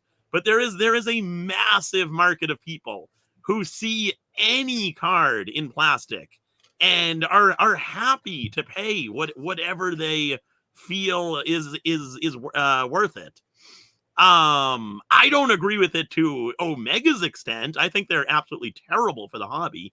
Don't get me wrong about that. But it's wild to me that these people are buying that stuff and are happy with those cards. But it does happen, and it's never going away. I think those days will come to an end. I could be being too bearish. I could be wrong. Maybe it's because I'm going into live streaming. I'm going to have some of that. I'm going to have streamers. Maybe I'm being like too bearish, stress testing my own like future business plan. Like I want for me to be wrong. I want for me to be wrong, but I don't think I will be. I think I will ultimately be right. I don't think I can just chuck tons of cheap cards to CGC and PSA and BGS and have a streamer sell them and we both just print relentlessly. I don't think that will just continue for the next for the next 30 years. I think at some point we will have gone too far. I think too many will have been graded. I think too many will be out there. I hope I'm wrong. I'm rooting for you to be right and me to be wrong. I just don't think I'll be. That's where I'm at with it. I don't know. I think It also depends like how like I can't grade CDC 6s and sell them on the live and make money. I would lose money, yes, because nobody in my life is gonna want that. But if I turn into a slime ball like Omega and do these mystery boxes where you could win a first edition base Charizard, then yes, you could definitely do that. But I would never do that personally. So like selling that individual CDC 6 as just a single card, I would not make money. But packaging it into mystery boxes, 100%. And that's I can't see a world where that goes away. When Just are we going to get the how old many school people Pokemon? When are we going to get the old school Pokemon mystery box? It's never going to happen. It will Never. No. He said never. Never say never, Nick. Someone clip it. I guarantee Someone clip it. Have it in the bank. Never see an OSP mystery box. Or what? Or you auction all your no damage Ninetales in 1 week through Fanatics Collect. Or I'll do even better. I'll do an eBay live auction of my entire no damage Ninetales collection. Well, that's worse because I don't get a commission. Well, I someone clip it. It would go for so much cheaper. So someone clip it, please. Nick will eBay live auction an entire no damage Ninetales block one night. Anyone out there, if you do mystery products, please email Nick right now with the offer of a lifetime. Offer to collab with him. Offer to do an old school Pokemon collaboration mystery product that just makes him like $1 million so that he can't refuse. Because that will be a hilarious follow up. Next PokeFlipz episode, I'll be pumping my new mystery box. I can't wait. I would love to see it. I had chat riled up when I was going on about the 8s and 9s and stuff. I'm not talking about PSA 8, PSA 9. Short PokeFlipz episode. I'm not talking about WotC. I'm not talking about like stuff that's hard to grade, stuff that's actually like. This is me mostly crapping on vintage, or sorry, crapping on modern, which is also going to get me in some amount of trouble. But yeah, like when there's 10,000 of them, when the PSA 10 rates are 70%, like what are we doing buying 9s at not a massive premium, but any premium, in my opinion. That's my opinion. One random guy, one random dusted guy. Don't get too worked up about it. They should lose everything. There's your Dan shirt. And not even they. If I grade a 9 of a mass-produced $2 card, I should lose everything. I should not get any money back for that. There should be no way out but pain. Punishment. And there's not. That means you're losing the Please grading. punish me. You're not selling it for a profit. You're still losing money. But it's still better than the raw card because it's in plastic. Dan only acts like this when his wife gets a raise. These are the signs. I think she did just get a decent raise too. She's a teacher. It's all just scheduled through the union and whatever. I don't know. She's on like a certain schedule to get raises over time, regardless of like performance or anything. I think there are tons of slabs that would not sell for 99 cents at auction in sports. There are tons of cards. Look at Probstein, look at DC Sports. There are tons of them that get sent to them that don't get any bids for the 99 cent plus $5 shipping. And then there are tons more that just don't get sent to them. But if you go to the National, there are some literal $1 shoebox bins. Like you could buy the whole shoebox of 100, 120 PSA slabs. If you offered $50, you'd buy a whole shoebox of 100 graded sports cards. Sports is different. Dragonite never retires. Dragonite never tears his Achilles. Yada, yada, blah, blah, blah, whatever. 50 years from now, we're going to have 2,000 species of Pokemon, 3,000 species of Pokemon. I think at some point, there won't be someone having a favorite Pokemon for everyone. Like at some point, we'll see what happens. The problem is it's gonna take like many years, decades. We're gonna forget about this. People will remind me in 6 months that I'm wrong about my call, but I'm not making the call that it's gonna happen in 6 months. I hope it doesn't, because I hope my live streaming is pumping in 6 months. I hope it never happens. I hope for the next 30 years, I can pay people $50,000 or $100,000 a year to stream for me, and we all just make like disgusting amounts of money through this. I don't think that will happen, but it could. Who knows? And like you said, the players compared to Pokemon, that's different in itself. There's a ton of players that people have never even heard of. And Pokemon doesn't, knock on wood, Pokemon doesn't have a 10-year junk wax era. Sports from like late 80s, 87-ish, up until the mid-90s was complete garbage. Nobody wants that stuff. Pokemon doesn't have that. I cannot see us ever doing that. I want to be wrong, but I don't think I will be. Dan 2024. Oh man. Let's see. Some family friends bought some Omega packs without consulting me. All I could do was say I'm sorry. I can believe it. I'm not selling Omega slabs on eBay. I have one, and it's deep in my personal collection, never to be opened, never to be sold. I'm a sealed Omega collector. Collection. Oh man, clip it and ship it. I don't know what's being clipped, but there's probably a few good ones in there. Oh yeah, maybe the no damage Ninetales thing. I have 9 things starred. I'm not down to the bottom of live chat. I just got to the bottom of live chat, so I'm gonna try to go through these quickly. How much Japanese 151 do you have? So I've sold hundreds on eBay, but I've actively been rebuying them as they've sold. I'm selling them for a margin to what my replacement cost is. I think everywhere, both here and Retro Evo over in Washington, I probably have 500 to 600 boxes. I'm not positive though. I've got 50 that I'm setting back. 50? You got to pump those numbers up. Come on. No. 50 cases. No, 50 boxes. No. No. But like with me, I'll set them back for indefinitely until I decide to sell them. With you, as pricing goes up, you're going to sell yours. Like a good example, Evolving Skies. I still have my 12 boxes of Evolving Skies. I don't have any intention of selling them. I'm into them for 120 or whatever the cost was a box. So I would still do really, really well, but I'm still holding on to them because I only have those 12. So the same is going to be true of my 151 boxes. I'll hold on to them. Just hold on to them. And then I still have a whole bunch that I'm selling on eBay Lives.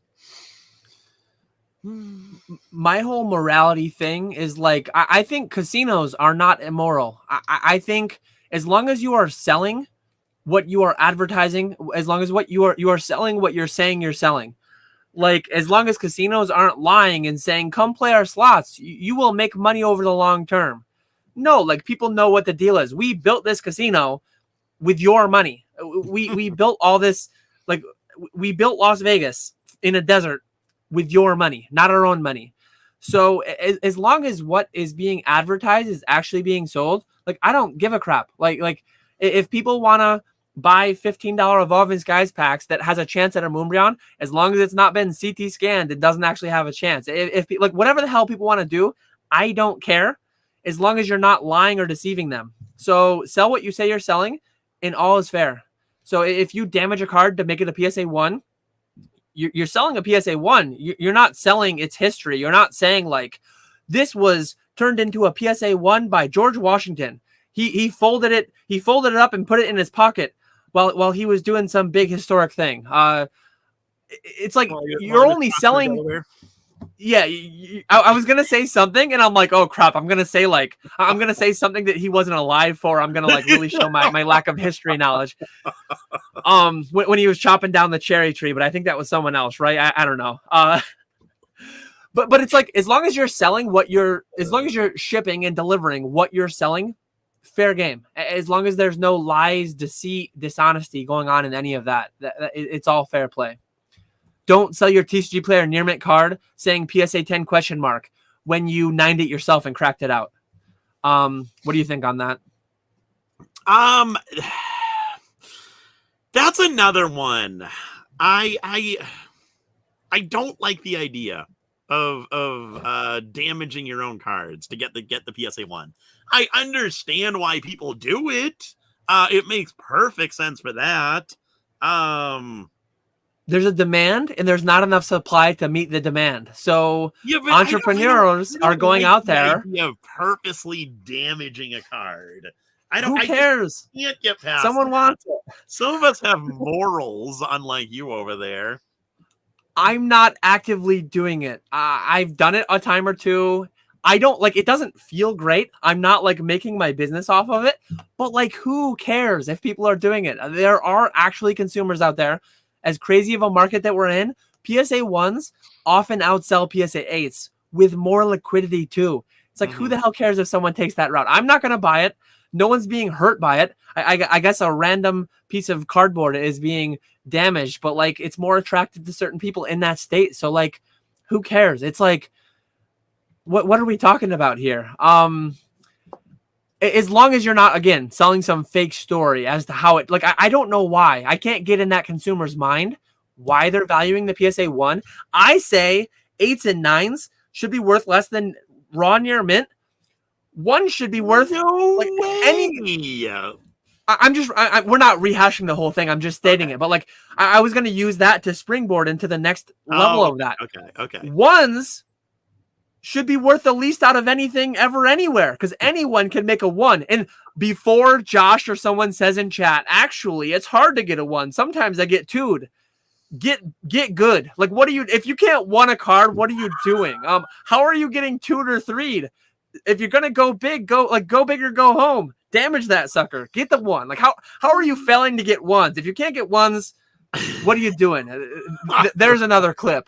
But that's my take on it. It's like, I don't care. Some people get offended by it or whatever. It's like, man, your life must be amazing if that's what has you up in arms. If that's the worst thing that happened to you today is to find out that someone folded a Pokemon card in half and graded it as a PSA 1. Like, if that's the worst thing that's on your mind, whew, you are living the dream, baby. I'm not saying that. I'm saying I don't think I would do obviously I'm really like pushing it to the extreme. I'm getting really like hyperbolic with it for to prove a point. But think of the children. Brad says I'm full-time, but my wife calls it being a bum. What should I do? We give out tax advice, we give out financial advice, relationship advice is where it gets a little bit messy. So Nick, any relationship advice for him? I'm gonna say, Brett, you should get back on eBay and start being more consistent again, Brad. Since you're bum at home not doing anything. So he's saying the wife is right and you need to fix that. Yeah. There we go. Oh, that's funny. Do you think if you were short, you would get any sales? Tall man privilege. Given that most people I meet in person say, wow, I can't believe how tall you are, I think my sales have nothing to do with my height. But if you look at the data, how many CEOs are like 6'2" and taller? How many CEOs are like 6'5" and higher? There is a correlation between success and height, some amount of a positive correlation there. But sadly, my height doesn't like transfer through the video. So I need to do better. I need to stand against the wall. I need to stream standing against the wall next to a height chart so people know. So people know that they should. A height chart. Yeah. I need it to go through, like, so that bigger things can happen. Because I'm not really capitalizing on the way that all these CEOs of Fortune 500 companies are. And presidents, like, disproportionately, many presidents are like 6'2" and taller, like a significantly higher percentage than of the standard population. In a do or die situation, are you the type to worry or stay calm and collected as you usually seem? Question for Nick: would you ever break your distro product for singles again? Advice if so. So for me, my biggest thing is, like, don't worry about it if it's not within 2 boxes have to be checked within your control and actually affecting you. The amount of people who worry about things like other people damaging cards to turn them into PSA 1s, that is not within your control and it does not affect you. It checks neither of the 2 boxes. don't stress about that. Don't worry about that. The fact that some people like go through life worrying about things that don't affect them and they can't control blows my mind. Say there's something that like actually affects me. It's like, I hope it never happens. But like, if I get cancer someday, I'm not really going to worry about it in that, like, I'm going to worry about it to the extent that I can control it. I'm going to go to the doctors and do the things that they say and try to attack it and try to like beat it, all that stuff. But I'm not going to like worry beyond that. It's like, it just is information. You deal with it as it is. And I don't live my life in fear of getting it either. Or like, I picked a fairly dark topic to go for, but it's the first thing that came to mind.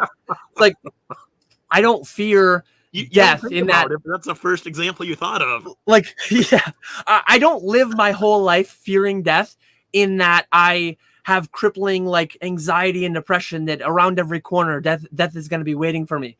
But like, I fear it enough that I'm not like doing, I mean, I guess I jump out of a plane and went skydiving. But like that's very safe if you look at the actual data. But I'm not like playing in traffic. I'm not like doing crazy stupid things. I'm not driving drunk. I'm not like doing things to increase. So I'm fearing it to the level that I can control it. Is basically what I'm saying. I worry to the extent that it makes sense to logically, to where I'm not doing crazy things that are likely to bankrupt my business or likely to kill me or these bad crazy things. I worry about it to the extent that I can control it. And if I can't control it at all, or if it doesn't affect me at all, I don't worry about it at all. Because like, life is too short to have all this added stress from things that don't matter or you can't control, or both. Big crazy rant there. I'm getting way too riled up. I got to go drive up to Water Safari soon. Oh God, that's gonna be a long drive for your family.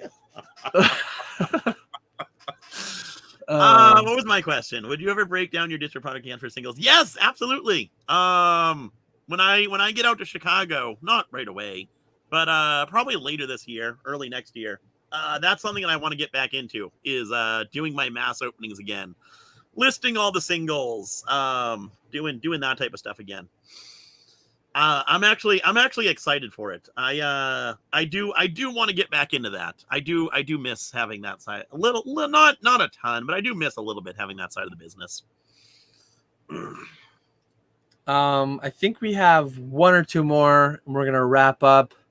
Grimer says Dan and Rare the same height if Dan doesn't have his lifts on. We had Brad talking about my avias that add like 6 inches in height or something crazy. Anyone in Chicago, at probably not at the bar, probably not at the convention, because that would just be weird. But at the Airbnb, if you want to kick off the shoes, if you want to go back to back and pose with Dan for a picture on Instagram, hit me up. We'll 6 foot 4 3/4, no lifts, no nothing. If we want to prove it, someone bring a tape measure. We will do an actual measuring contest. Not I mean, just height. Oh God, height is what we're talking about here. It's when I know we're only going for 2 hours, it gets dark. I feel like I'm trying to put all my energy of 3 hours just into 2. It's getting dark. We need to end soon. But I actually do. One thing I'm gonna do. I'm gonna measure. Not that my height will change, but shout out to Benji and Bierski. We're doing a little weight loss competition. If anyone else wants to join, DM me on Instagram, shoot me a message on Discord. But my goal for next year, I want to be 220. Right this morning I was 237, and I'm gonna dunk at Rusty's. So I'm actually gonna go outside my house and I'm gonna measure like the side of my house. I don't have a basketball hoop yet, but I'm gonna put a mark at 10 foot, and I'm gonna put a mark at like 11 foot, and then I'll probably put a mark where my standing jump reaches. And then I'm going to see how that progresses over time. Partially losing weight will make me jump higher, but I'm also going to like do some leg exercises at some point over the winter. I'm going to be dunking at Rusty's next year. So I'm actually going to be like measuring both my weight loss progression and my vertical jump, my vertical progression too, as part of that. But anyways, all this, the amount of people that I've met in my life that call themselves 6 foot, that are clearly 6 inches or more shorter than me. It's like a lot of noise around the height in the hobby. But if anyone wants to go heel to heel and measure up, I'm there for it. So we'll see if anyone follows up on that. The official call out challenge. I don't know. I hear a lot of people talking 6'2", 6'3". I'm same height as Dan. Let's just there's a lot of talk. Let's do a little walk. Let's do a little walk in Chicago and see what we see. Let's show Instagram what we see. I'm dunking on Dan 2025. Oh man. But yeah, I need to go package stuff. I need to go to the post office, and then I need to go to the water park. That got a little rowdy, but it was a lot of fun, as it always is. Anything to say in closing? No. Show your live stream tonight. Oh, yes. Anyone interested? I will be live tonight, 8 p.m. Eastern on eBay. And then got a good one coming up on Friday. Any of you pristine 10 collectors out there? Going to be doing got like 40 or 50 pristine 10s that I'm going to be running. So is it pristines only? Are you running other stuff or just pristines? I'm gonna start the first 2-ish hours will be all pristines, and then it'll be regular stuff too, a little bit higher than the normal because it'll be a promoted stream. So that'll be a fun one. I'm looking forward to that one. Are we live? We are live, but we will not be for much longer. I appreciate everyone hanging out. Live chat was a lot of fun today. Got a little rowdy as we enjoy it doing. Happy hump day. Usually we're closing out your week, but you still have 2 days to go. So you will make it through it. We believe in you, and we will catch you in 2.5 weeks with a special guest. So we will catch you all later. See you later.